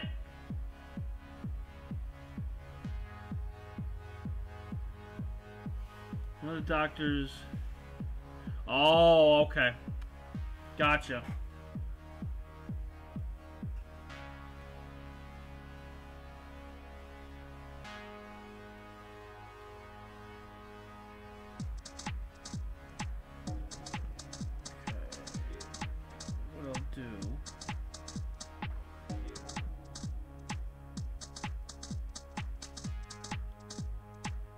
Now we'll flip it to Photoshop.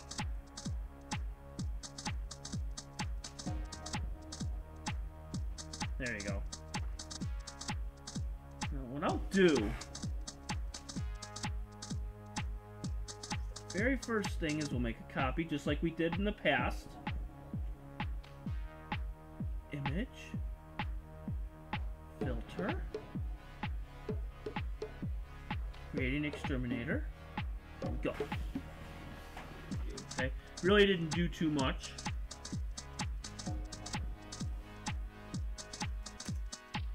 Okay. So you can tell the difference.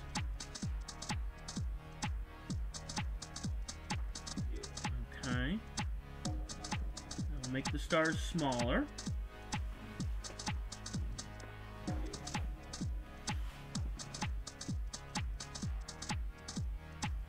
Okay. Noise reduction.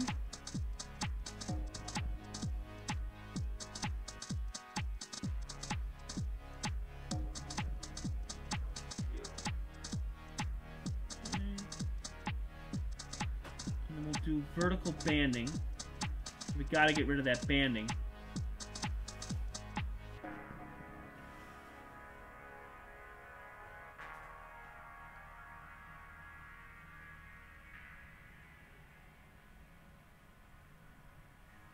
So now you can see that the banding is gone. So there it is before, and there it is after. You can see that the banding is completely gone. That is crazy how it can do that. That in itself is so worth it. Is that it can do the vertical banding for the noise reduction. It's unbelievable. And now we'll do the space noise reduction.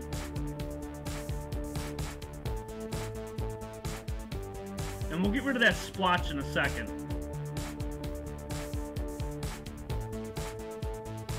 And now we're going to enhance the DSO.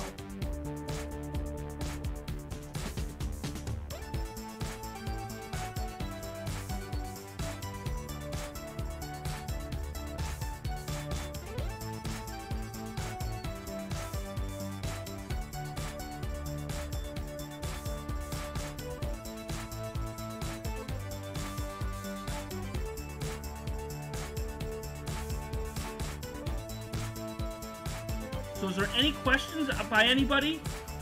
Just let me know if there's any questions or if there's anything out there that anybody needs. If there's anything that I need to answer for anybody, just let me know.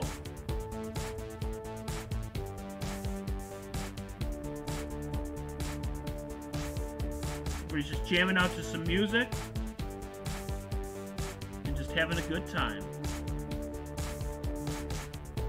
Enjoying the Friday night. Let's get rid of that smudge. Now, of course, granted, you can get rid of the smudge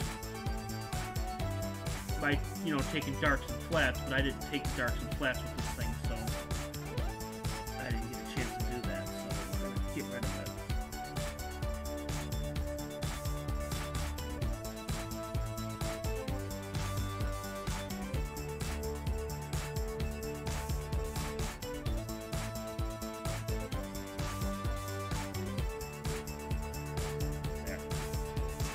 No one has to know.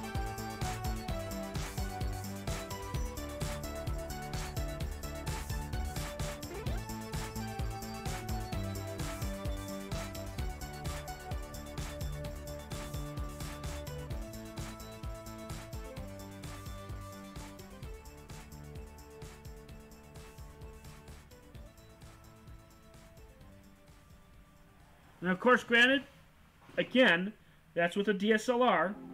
It is not with a CCD camera, but I gotta say, that's pretty darn good if you ask me. We're gonna make one last modification, which is less crunchy, more fuzzy.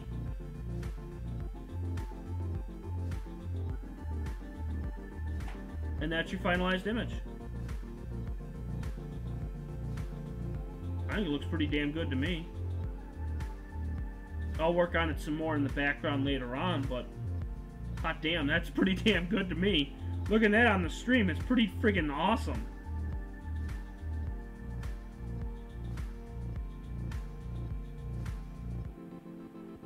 It is pretty epic. I gotta say it, Ray Clay. It's pretty damn epic. I like these images. These are damn good. So we got two objects. We did it with 2 cameras. And there's still one more object to go. And it'll be an easy one because the next one is the Comet, which is always so much fun. Because the Comet is just great. I mean, which we already saw, and we actually got to watch it move in real time, which is super cool. And we'll pull that up here. Do I have the Comet? Oh, where did I do with it? Let's see, it's not there at that one.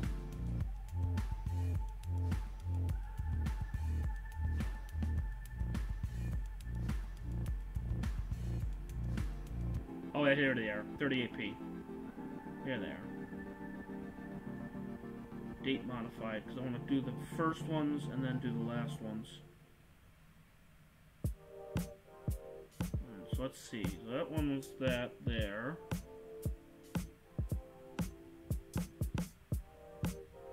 $12.19, $12.02, $12.56. So I think these were the first ones taken.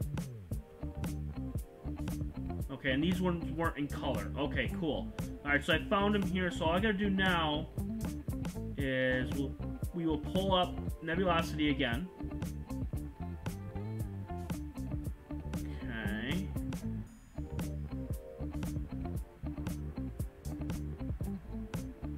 Alright, now and we're gonna open up the Comet file here from 38p.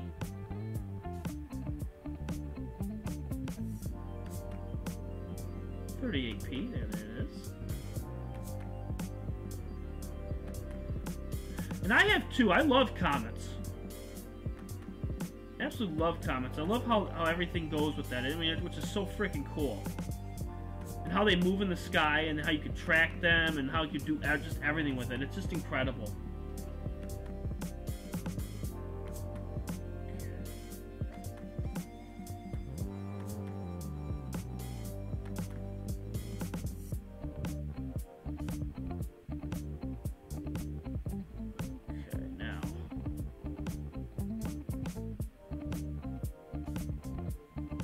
Way too much.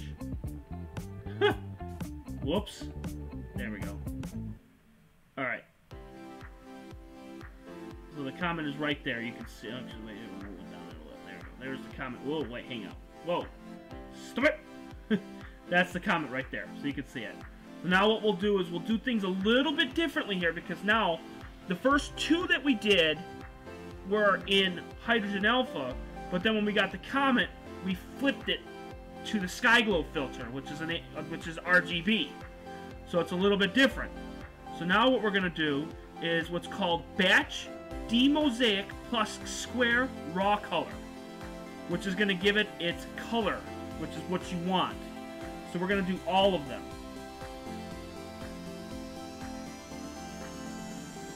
And go. Now it's going to do each one individually.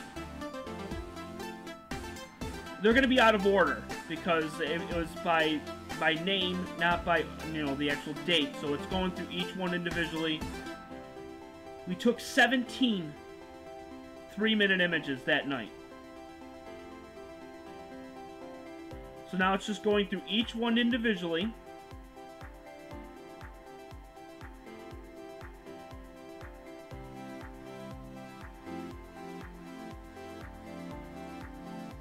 Right now it's on 7 of 17 right now. Now 8 of 17. So we're about halfway through.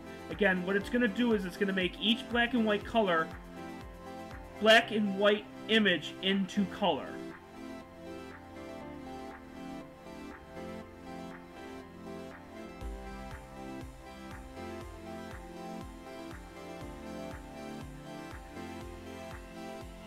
Now, raise your hand if anybody has ever processed a Comet in Deep Sky Stacker.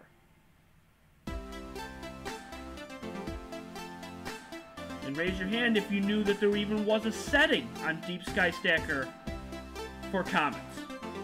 I don't think I'm sure a lot of people know it. It's been a long time since I've done Deep Sky Stacker for comets. But now you can see, now it's in color. How about that? Look at that. It is in color. And there's the comet in color. How about that?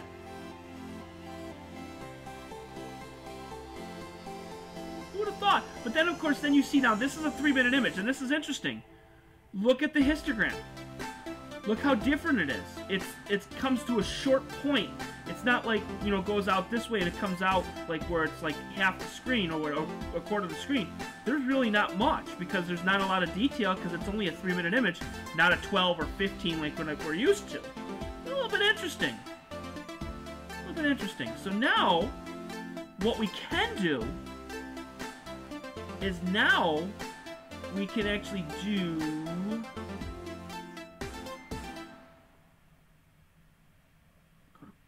preview files. I don't know. Let me see.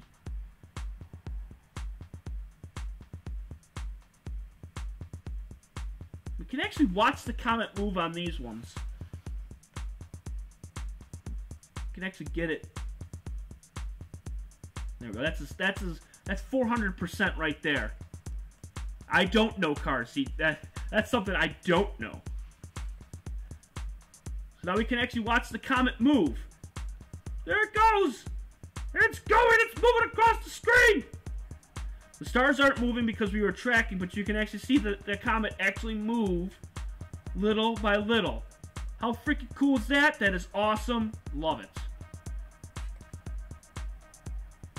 That is sweet. We took 17 that night. We can load more of them here. And then we took these ones here.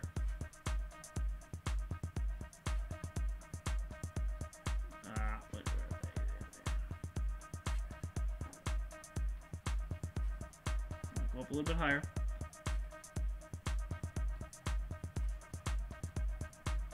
And minus these three. Minus that one, and minus that one. Okay. And open. Yep, there it goes. It's moving. Now, you also notice, though, I'm sure everybody saw this, this right here sometimes could just be an artifact or something that went in front of the camera. Sometimes cameras can do that, which is super weird. Like, sometimes they go, oh my god, it's a satellite. Oh my god, it's a UFO. Sometimes it's unexplainable. Like, it's not there. And then it's there. And then the next image, and it's gone. I don't know. It's just weird. Now you can still see it's continuously moving. Still moving.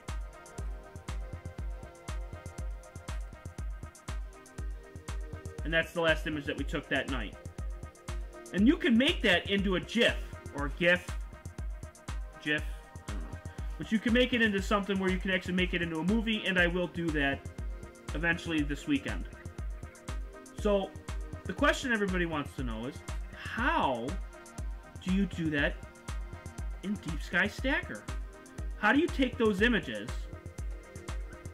and actually stack them? Because there's two ways. You could stack the stars or you could stack the comet. And I'm going to show everybody how to do it. Now, I'm not a professional. I don't do this, you know, all the time. I just read about it 2 or 3 years ago when I got, I think it was Comet Pan Stars. Of course, there's like 400 Pan Stars. A whole bunch of them, so there's a lot of them. But I've been getting comets for about 2 or 3 years, off and on, and they are pretty darn cool. They are really cool. So now we're going to flip it back to Deep Sky Stacker. Bam! And then we're going to go to Open Picture File. And now that we saved it, the colored images, and we can actually go to the Recon ones. Recon means reconstructed. Now you can actually pull up each individual image.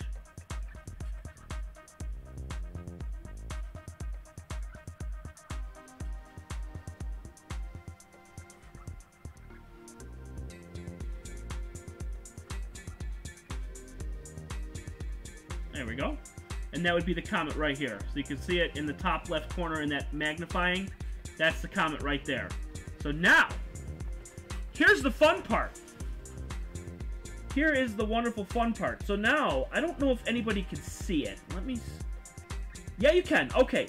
At the right side of the screen, at the top window, okay, you're going to notice this up here. It's going to say Custom Rectangle Mode, Edit Stars Mode, and look at that!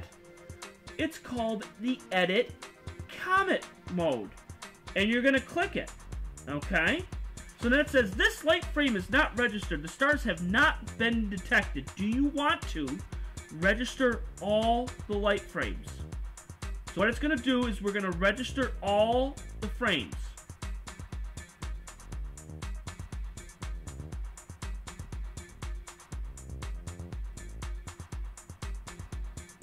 Actually, wait, stop.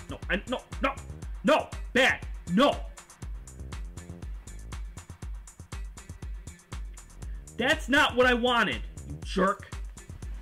Haley Bop was so amazing in 97, 98. I don't remember Haley Bop. I was into astronomy, but I wasn't like, whoa, that's crazy. But I did hear about it, and like after the fact, like 20 years later, or 10 years later, which is super awesome. And I did see pictures of it and everything too. The best comet that I ever got was, it was one of the Pan-STARRS in 2013. It was actually on St. Patrick's Day in 2013. And I remember getting that with the digital camera with just a regular lens. And actually picking that up in like almost broad daylight. It's not what I wanted. Okay. That's what I wanted. Okay. So now...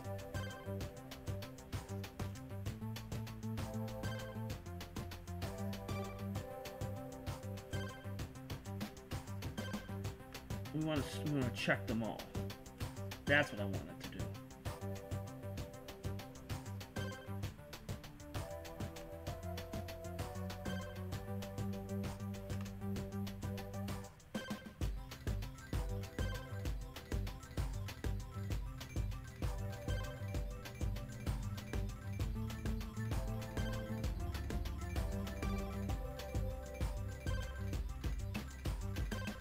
I'm trying to remember.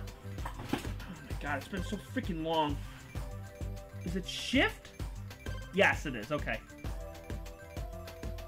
So then what I'm trying to do is, when you go through the screen, when you're doing the comets, it's going to pick out the brightest possible thing in there.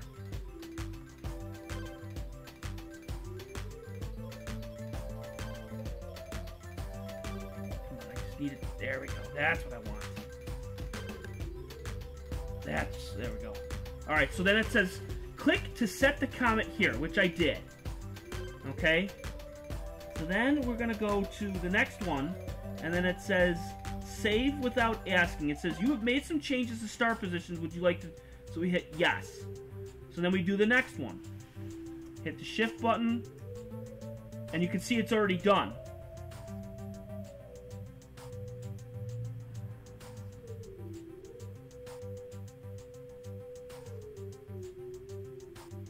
And then it should... Let me see. I don't see it on here, but you should be able to save it.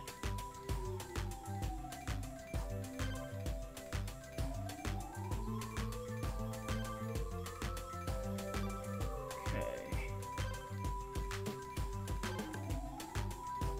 Yep, it's in there in every single one of them. Alright, cool. Cool. Alright, so now we're going to go to register, and then we're going to go what's called stacking parameters. Okay.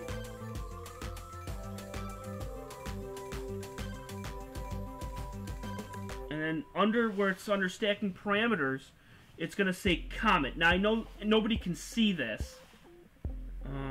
Let me... Here, I'll pull it up so this way you can see it. Because it's going to be... It's very important you guys see this. There you go. Alright, so it's very important that you guys see this. Okay? So on there for the actual parameters, okay, when you go to settings and stacking parameters, you're going to see result. The next one is called Comet. Okay? So you're going to see what's called standard stacking, which means the comet position is ignored. The comet will become fuzzy, which means you're doing a regular stacking. The stars are going to look perfect. That's kind of like what we did on the 4th of January. You actually got to see the comet move across the sky and became fuzzy and became a line. You really don't want that. You want what's called comet stacking. And that's this one right here. And now this one is the comet position is used, the comet will be sharp, and the stars will have trails. Or you could do the stars and the comet, which we could do that also, and it does both of them. The comet position is used, the comet and the stars will be sharp. This process is twice longer. That is fine. We'll do that. So we'll hit OK, because that's what we want to do. My question is, how come I can't see? Usually at the, oh, here it is, stars, 8 plus comet. There it is. That's what I want.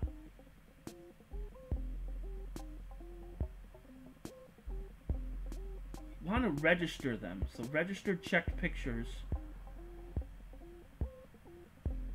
Okay.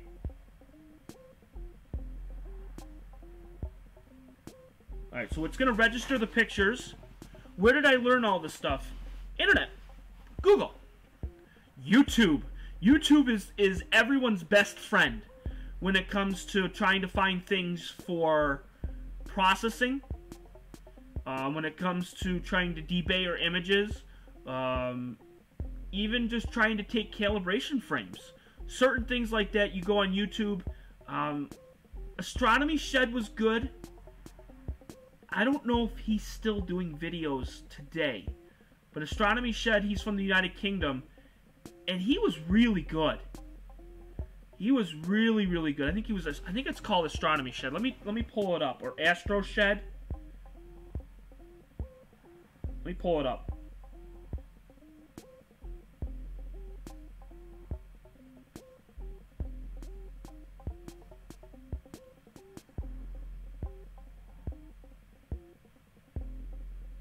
Yep, that's who it is. Yeah, Astronomy Shed.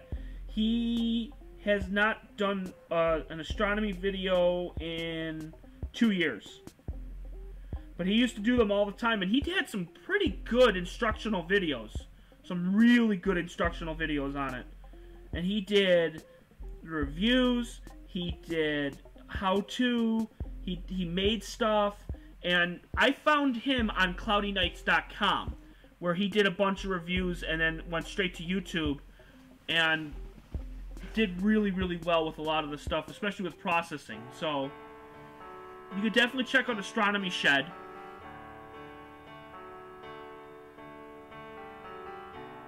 Yeah, you probably could. You can find a lot of things on YouTube. It's crazy. Welcome to 2019, where you can find a lot of crazy things.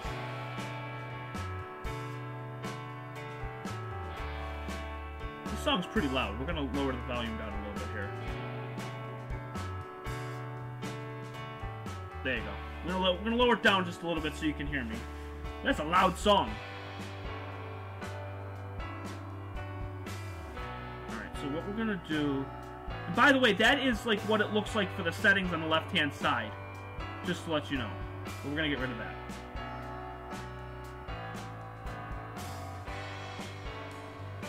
So what it's just doing is it's just registering all the pictures and giving it all a score.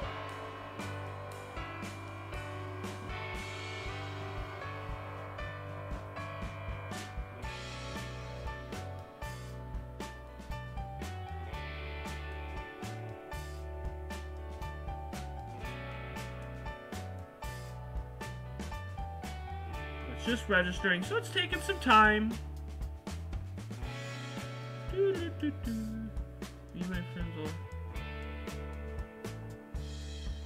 That's pretty cool, Justin. That's pretty sweet.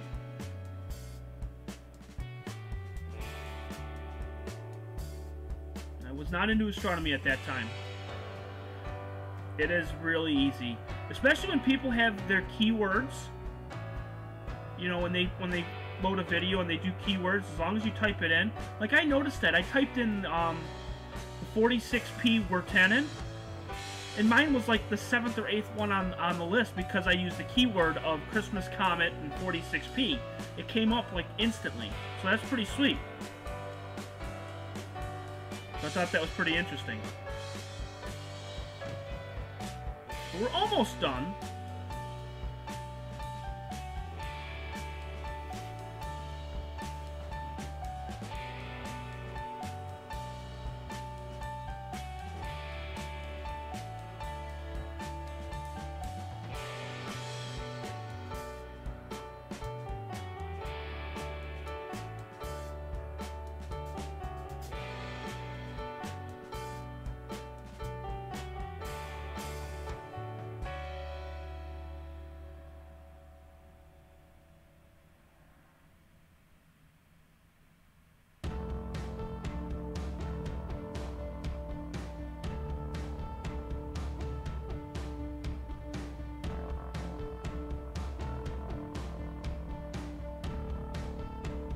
Yep, I'm still here, Cosmic Lettuce. I am still here.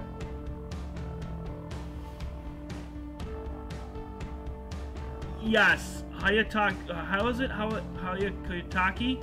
I do remember that one. I definitely remember that one. Because I heard a lot of people talking about that one.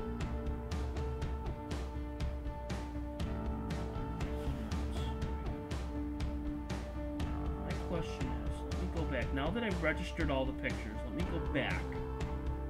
Alright, so now I want to save the comets. Comment in each one. Okay, so now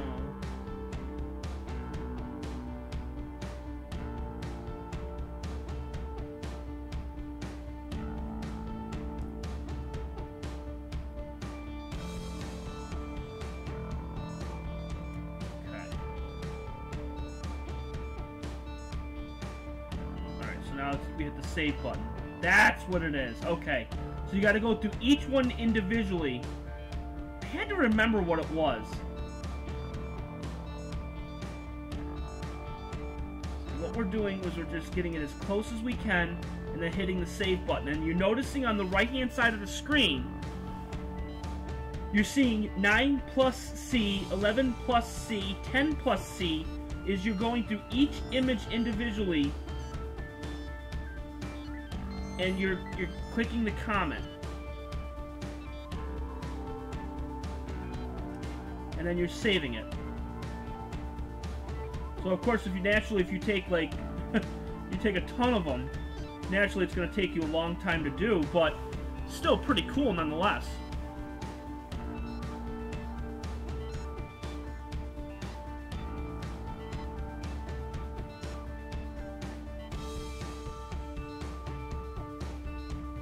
Wish it was super bright.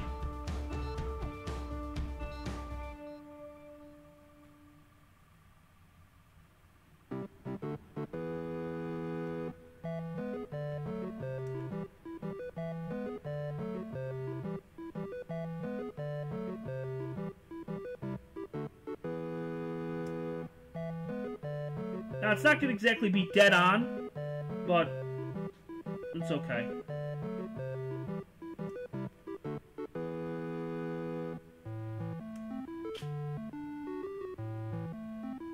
Video game music.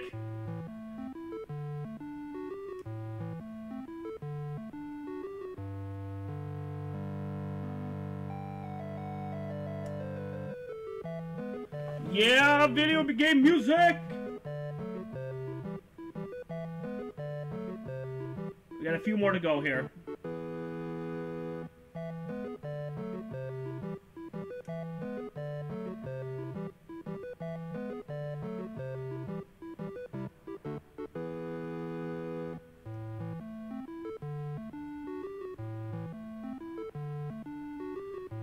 Of course, it would be a lot easier with a damn mouse. I have the mouse, but I don't have it hooked in. I'm not unplugging anything. You know what happened last time?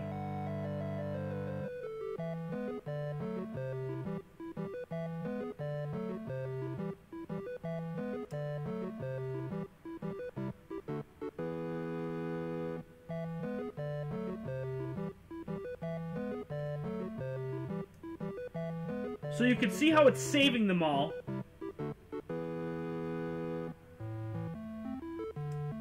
And then that purple circle, it's just ranging where it is, and then it will stack it where that is.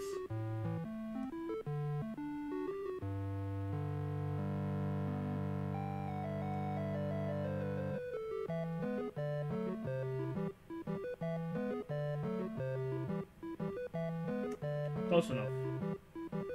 But you can see if it was super bright, like that, all you just do is click it because it would be a super bright star. But like maybe where tannin would probably would be a lot better.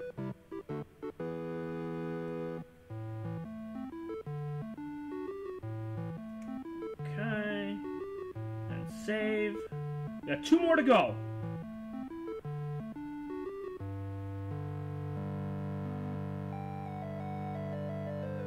Yeah, YouTube Music with your video game songs. Love it. Who wants to get up and dance?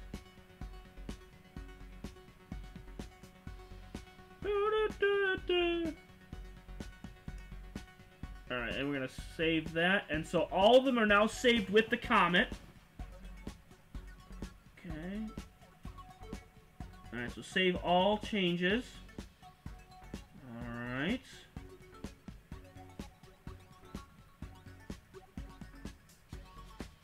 Boop-a-doo-doo-doo-doo-doo.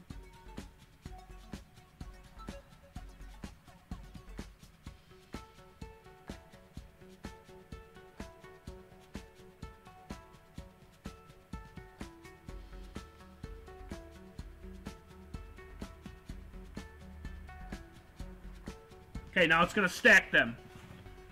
Oh, the hurricane, really? That's terrible. And that's why you guys had to, they had to scrap it? That's, wow. That's like an astronomer's worst nightmare. That's terrible.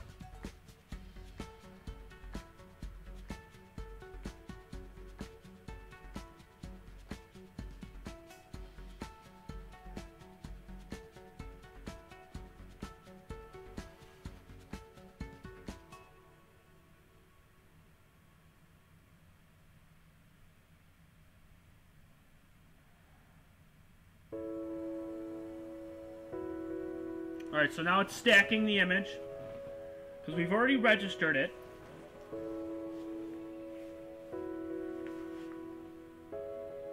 And by the way, this is the last thing that we're doing. We're not going to do the Canon because the problem with the Canon camera was the Comet was so small, and we had such a wide field view. I don't think we're going to get anything. That's the problem. With it being a 10th magnitude Comet, I don't think it was going to really do much. So that's why I'm not really going to do the Canon. We're just going to do just the QHY. Because it was like just the right exposure with the right gain and everything, and you actually got to watch it. So I'm hoping this is going to actually turn out really well. And again, I'll work with it more over the weekend. But this has been actually a really good processing party, and I'll edit this video too, so this will be really, really cool. Yeah, I would too. And you know, if you're like a big astronomer and like it's a huge telescope or an observatory or anything like that goes down, that's pretty tough. Yeah, you would think that there would be support or something like to rebuild. It's a good question.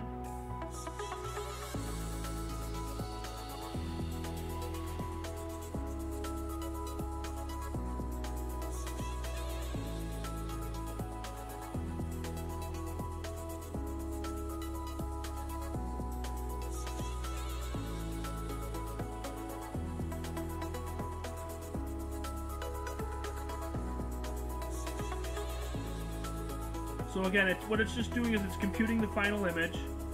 It's going through a bunch of stuff right now.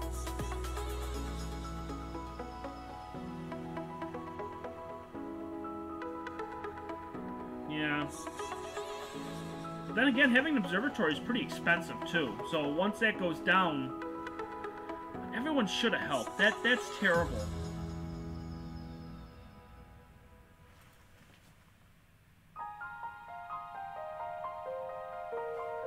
And Cosmic Lettuce, I do want to let you know, as you left, I wanted to let everyone know who was watching my streams.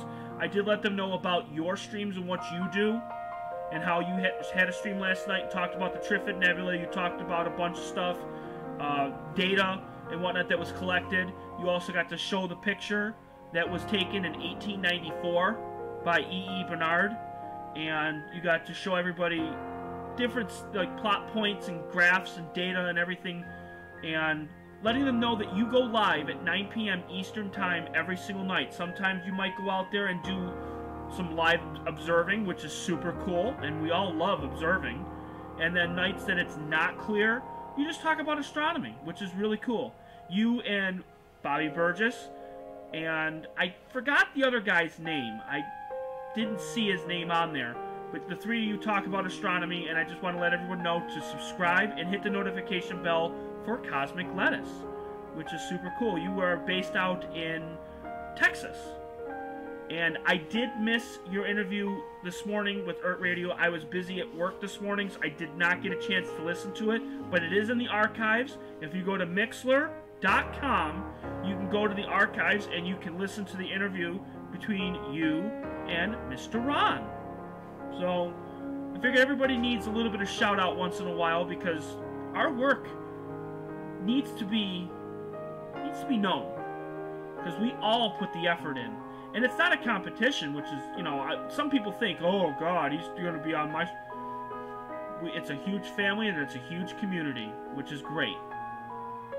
You know, myself, Bill from Skywatcher, you know, Skywatcher Gaming, or just Teach the Skywatcher, Cosmic Lettuce, and we got Mark D'Antonio with the Sky Tour Live Radio, and then we got P&K Science, not P&K Space Imaging. They changed it, which they are doing some really cool things now too. They are actually in the midst of doing the wonderful night sky. They're doing night vision now, I saw, which is really cool. So that's always cool. Chris Astro Channel, he hasn't been on in a while, but I've seen him before. Eagles Extra Rare Footage, how are you today? Oh, you're in southeastern Arizona. I thought you were in Texas. My bad. Wow, boy, I screwed that up. Sorry. My bad. And Eagle Extra Rare Footage, we are actually in the midst of processing the Comet. It is taking its sweet time, because what it's doing is it's stacking the stars and stacking the Comet. So it's taking time. And yes, Earth Radio, I did not forget about you, Mr. Ron. I knew you had the interview this morning, but I did not listen to it because I was super, super busy. And you want to know what, Justin? Bill and P&K got me back into astronomy too. It was back in June. I was not feeling good, and it was a lot of things that were going on. Is that music still too loud? I'm going to turn it down a little bit. There we go. Turn it down just a little bit more. So, I had herniated discs in my neck in January, February, March, and April. So, there was a lot going on for me where I had to get myself better before I could get back out in astronomy. And if you're not familiar with how the story goes, is sometime in May, I was on YouTube, and it came up as a recommended, which is kind of weird. And it said, watch the moon. And I'm like, okay, I'll watch the moon. And I noticed there was like 75 people, which is crazy. It was 75 people just watching the moon. And I'm like, wow, 75 people are watching the moon and talking. So they got me involved, and they got me into it. Mark D'Antonio was on there, so then it branched off to him. Earth Radio, you were on his channel, so then I branched off to you, and then it's just a huge community. And I saw Bill, and I went to him, and then it was just, it's so great. It is such a great family. The comet that I'm doing right now is the 38P Stephan-oterma. Was the comet that was at its brightest when we got it last Friday. When we actually got to see it move across the screen.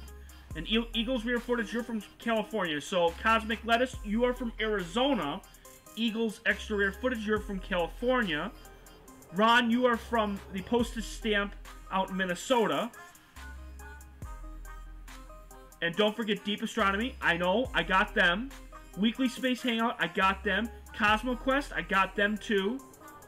Fraser Cain's another one. He just posted a bunch of videos for questionnaires. So check out Fraser Cain.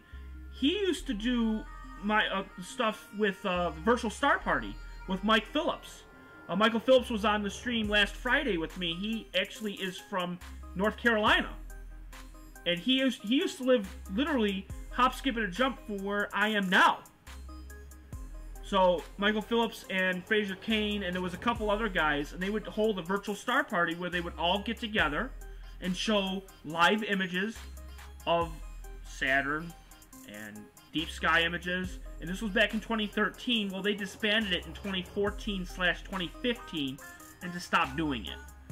I was on a couple of them, but I had my daughter at the time, and she was a newborn, so I didn't get a chance to really do much, but I was on when I could. The Astro Live channel, they're on every Sunday. I was on a couple of theirs, which was nice, actually as a guest. So that was pretty cool. So there's a ton of them. And I'm finding more and more channels as I go along. At the Eyepiece is a new one that I found. About 3 or 4 days ago, I was on and just searching around, and At the Eyepiece was a good one.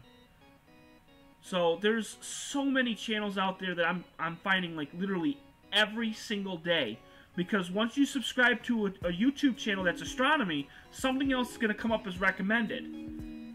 So before you know it, you're going to have 30 or 40. James Dugan, I don't know if you're here or not, but James Dugan recommended a channel. And I was on that for a while, and I think that's where I got Texas from, was the channel that I was on not too long ago. What the hell channel was it? It gets to the point where I don't even know what channels I'm subscribed to anymore. What channel was it? Let me see if I can pull it up here.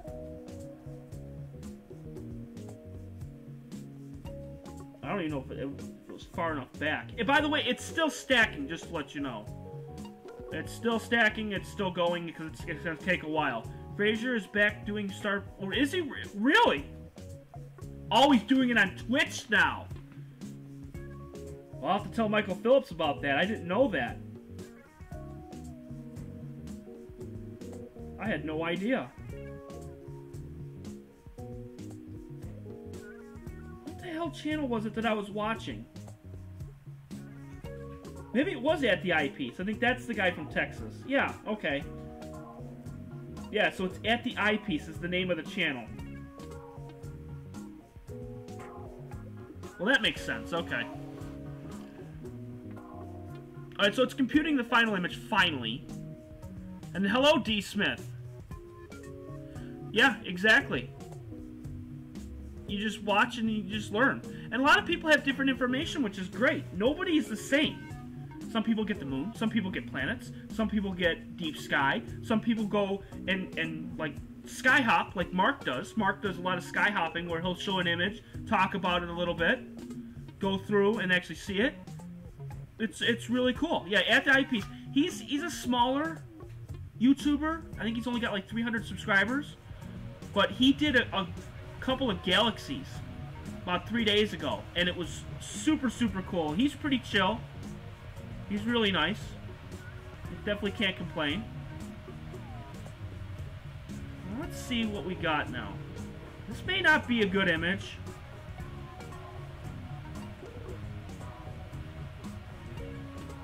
Definitely the wait was a while because it was stacking both. So what it had to do was it had to stack the stars first, then it had to stack the comet, and then it had to stack the whole image.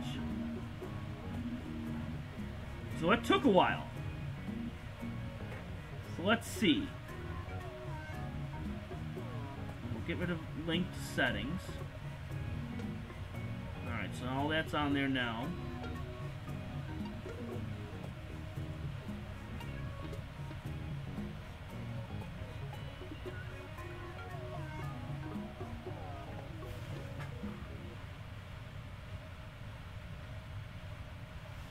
Why does it look like junk?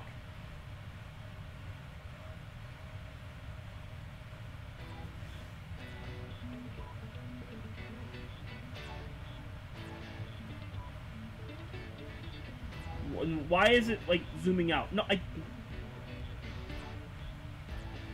zoom out. What the frick? There we go. It looks like junk. That's definitely not the Comet. I don't understand what the heck it did.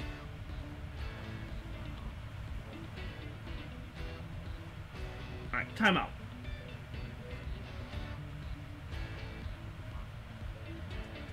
Time out. Here's what I'm going to do.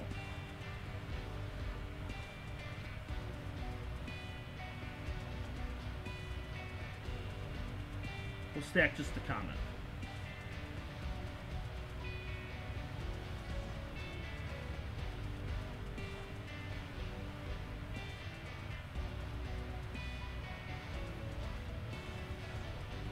There we go. We'll try that. See what that does. The past 5 months, I have too. Ever since July, it has been absolutely phenomenal. All the people that I've met, and all the people that have come on my streams, and I've gone on their streams. I know there's a lot of people out there that you know, they don't have enough time in the day. I've noticed that when you go on and you want to stay on a stream, but then you look at your notifications, and then like 3 other people are streaming at the exact same time, and you're like, well crap, how am I going to be able to listen to all 3 of them at the same time? So what I've been trying to do is I've been trying to go on other people's streams and see when they're streaming. So this way, like if they have a schedule or whatnot, I can usually try to avoid streaming when other people are on at the same time. So this way I don't have, you know, nobody here. So we do the best we can. What I did was I just changed it over to just the Comet itself. I'm hoping that that's what will work. I'm hoping. But I did Comet and Stars, and for some stupid reason it didn't work, and I don't know why.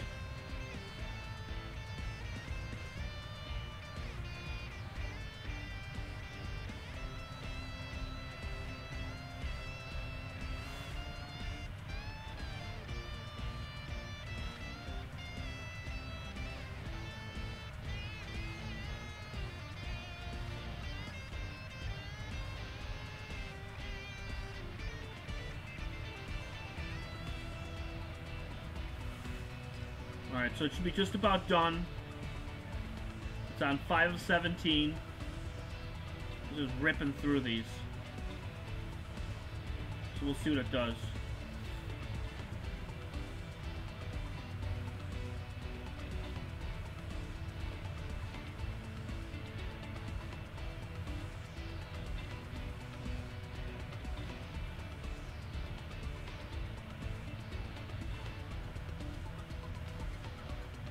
Just hoping that it's going to be able to stack the Comet.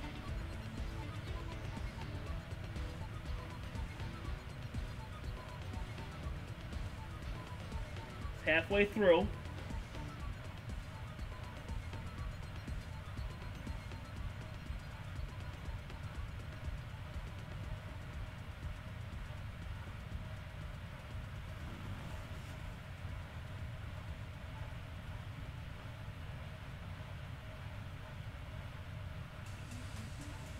That's like an all-day event run. That is an all-day event. Sure it wasn't a holiday?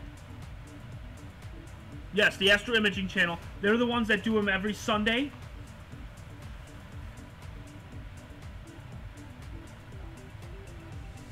And they're pretty good. I've been on their channel a few times. And they talk about different discussion topics like processing, showing off your images, what's the difference between PixInsight and Photoshop, calibration frames, a whole bunch of stuff. Every week it's always something different, and they could have anybody ranging from, you know, 5 people to, you know, 8 people. They've had a bunch of people, and they just talk about it, and it's so cool. Ron, you don't work.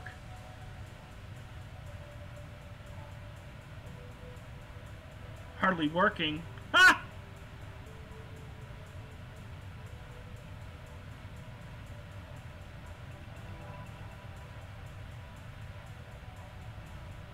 Exactly, D. Smith. Exactly.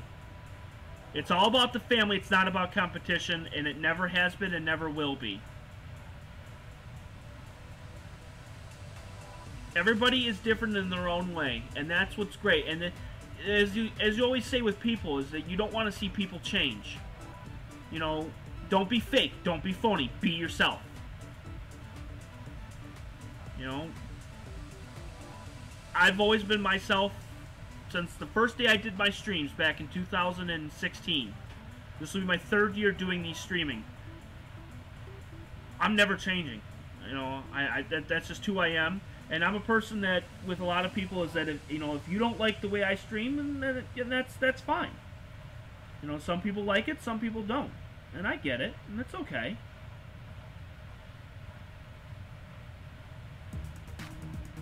What the hell happened to the histogram?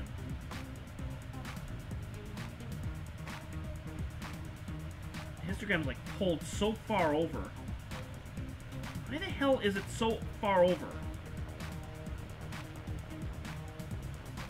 Yeah, and he does Family Feud, and he also does movie nights too. I mean, Bill's perfect for that. He produces a radio station.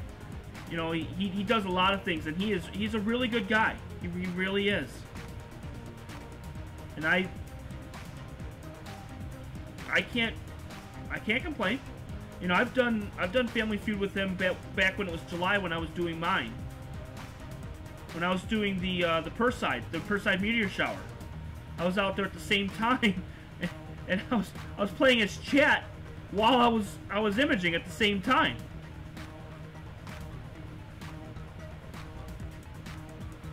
I don't know what this is going to do.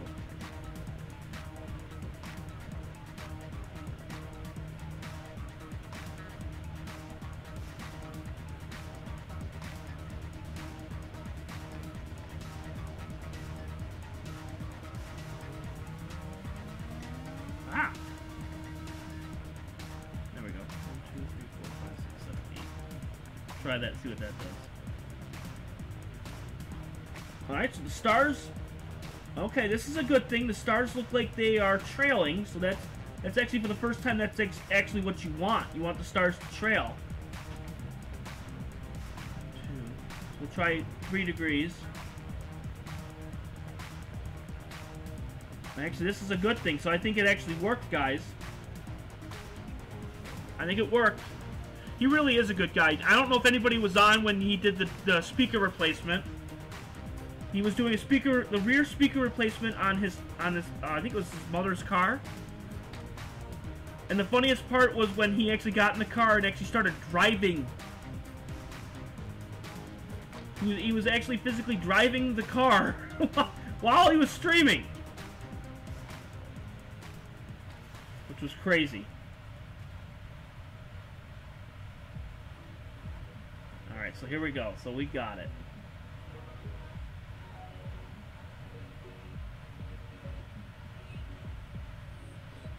Trying to zoom in here. Stop it.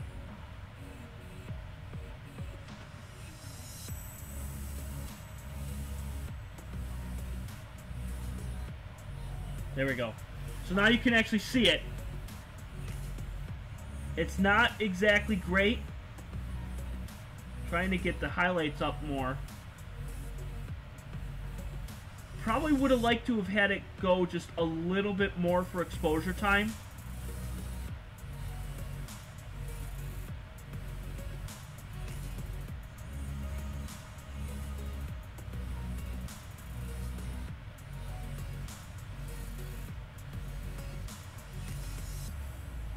But you can see how the stars are like trailing, but the comet stands still. And that's the comet right there. And you can actually see, it's very faint, but you can actually see a tail. You may not be able to see it on the stream. I'm trying to enhance the highlights so you can see it more.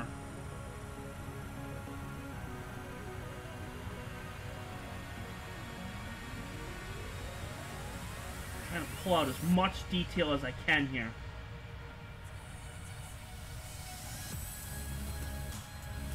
I don't know, can anybody see it?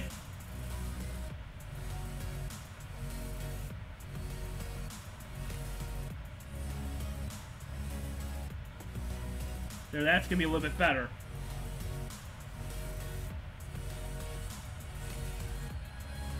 Yeah, it's in Cosmic Lettuce. It was great to have you, and hope your stream went well too. And I'll be watching your stream later because I'm glad that you save yours, because I usually go on and I usually watch them afterwards. So, yeah.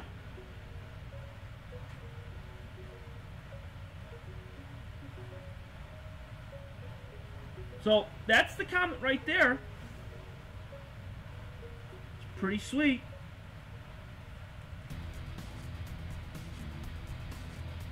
Whoa. Definitely don't want to do that. Bad.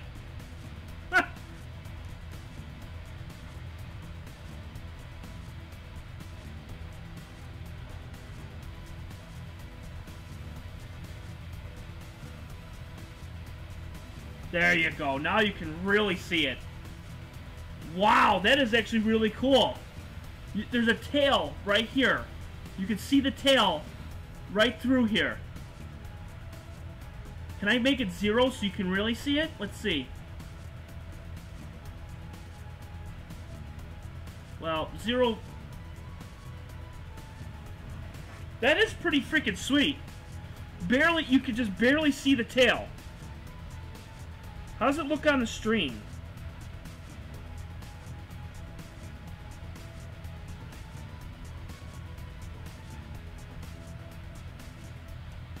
Oh yeah, you could definitely see it. Of course, I'm stretching the living hell out of it.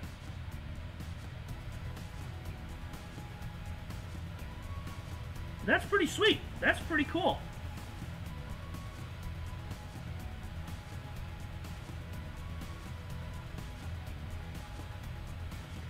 That's really neat.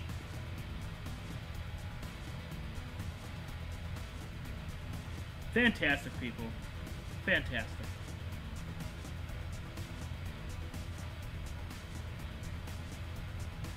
So we did a great job today. Justin, I'm sorry. Yeah, I saw the comments. And peace, Cosmic Lettuce.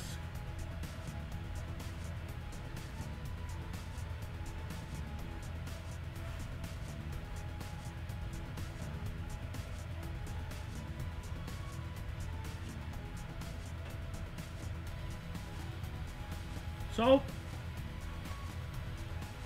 we're done.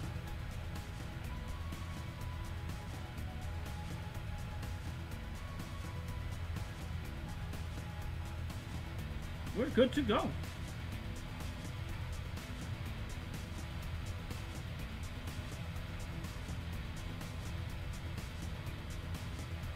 That's a good question, Ron.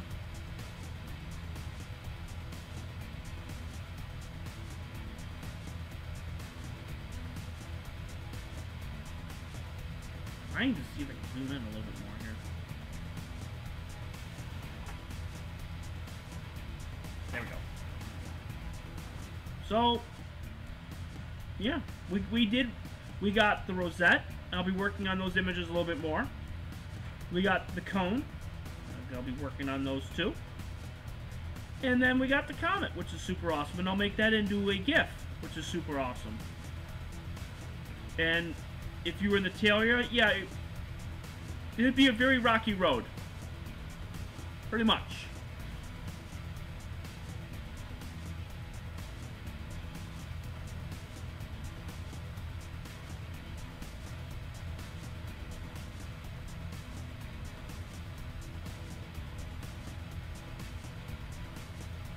Playing with the colors.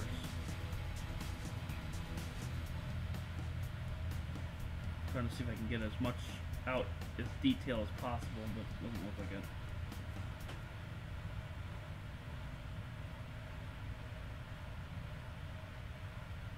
Okay.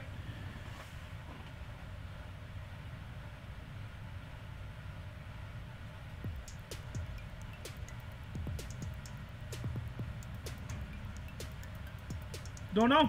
Don't know where everybody is, but that's okay. Hey, we had a fun time. And I'll be editing these videos and everybody can watch them. I'll have the mini-sodes up.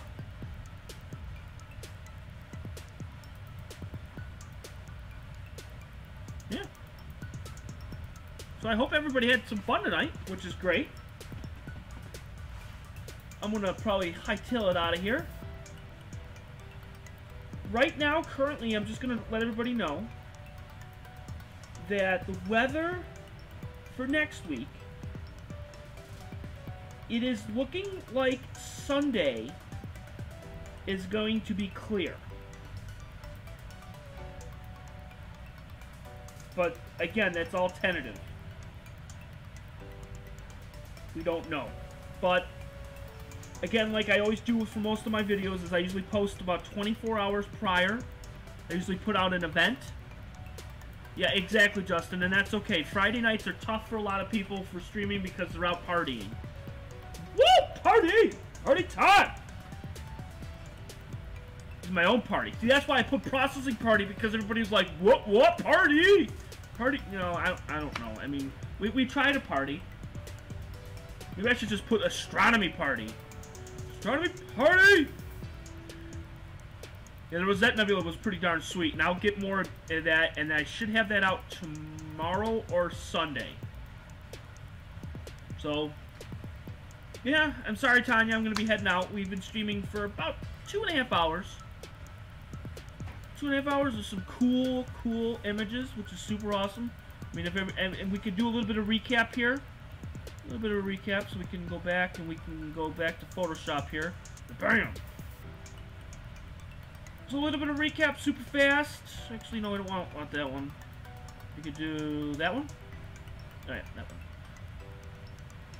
So the first image we got was the Rosette, which was that one. That one was with the hydrogen alpha, and for the QHY, that was the first image that we took, that we got. The second image was the Rosette through the DSLR, which is this one right here. The third one was the Comet, and this was the Comet through the QHY. Not the Comet, oh my god. The Cone Nebula through the QHY, that was this one right here. And then we got the Cone Nebula through the DSLR, which is this one right here. And then finally we did the Comet, which is not that one, which is that one.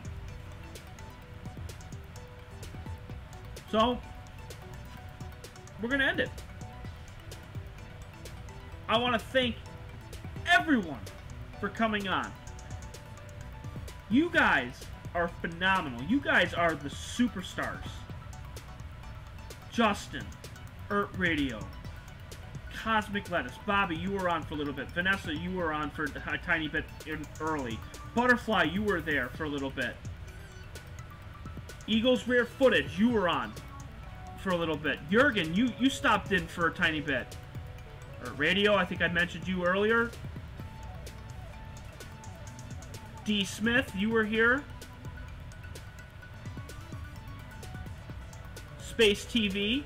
And Space TV, I appreciate everything you have done for me over the past couple of days by posting on your website, which is phenomenal. Every time I try to go live, you are putting that on your site for Space TV.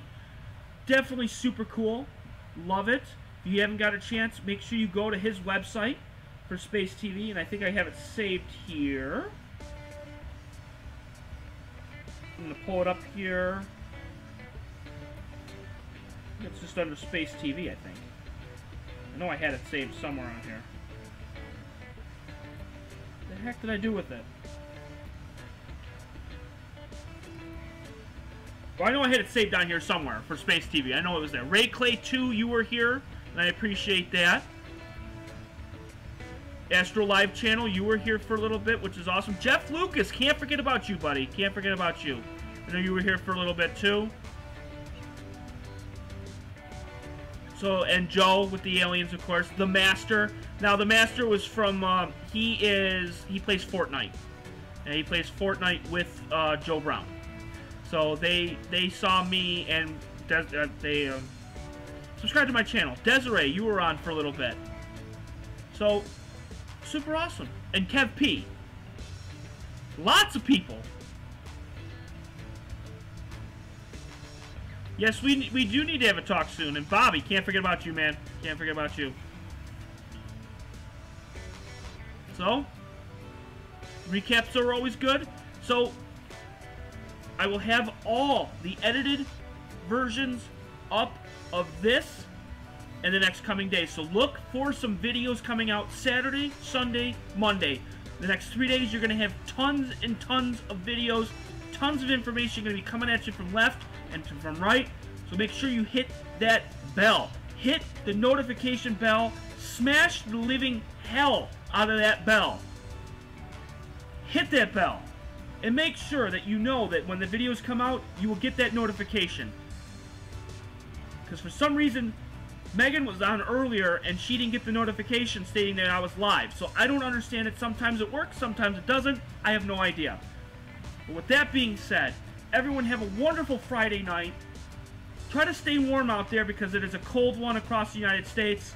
It's cold here. I need to warm up because I'm freezing my friggin' toes off. And Justin, have a good night, and hopefully I'll be praying for your dad. Got my hands here. Just praying. Alright? Everyone have a wonderful night. And I'll talk to you guys either Sunday or Monday. Have a great night. Bye.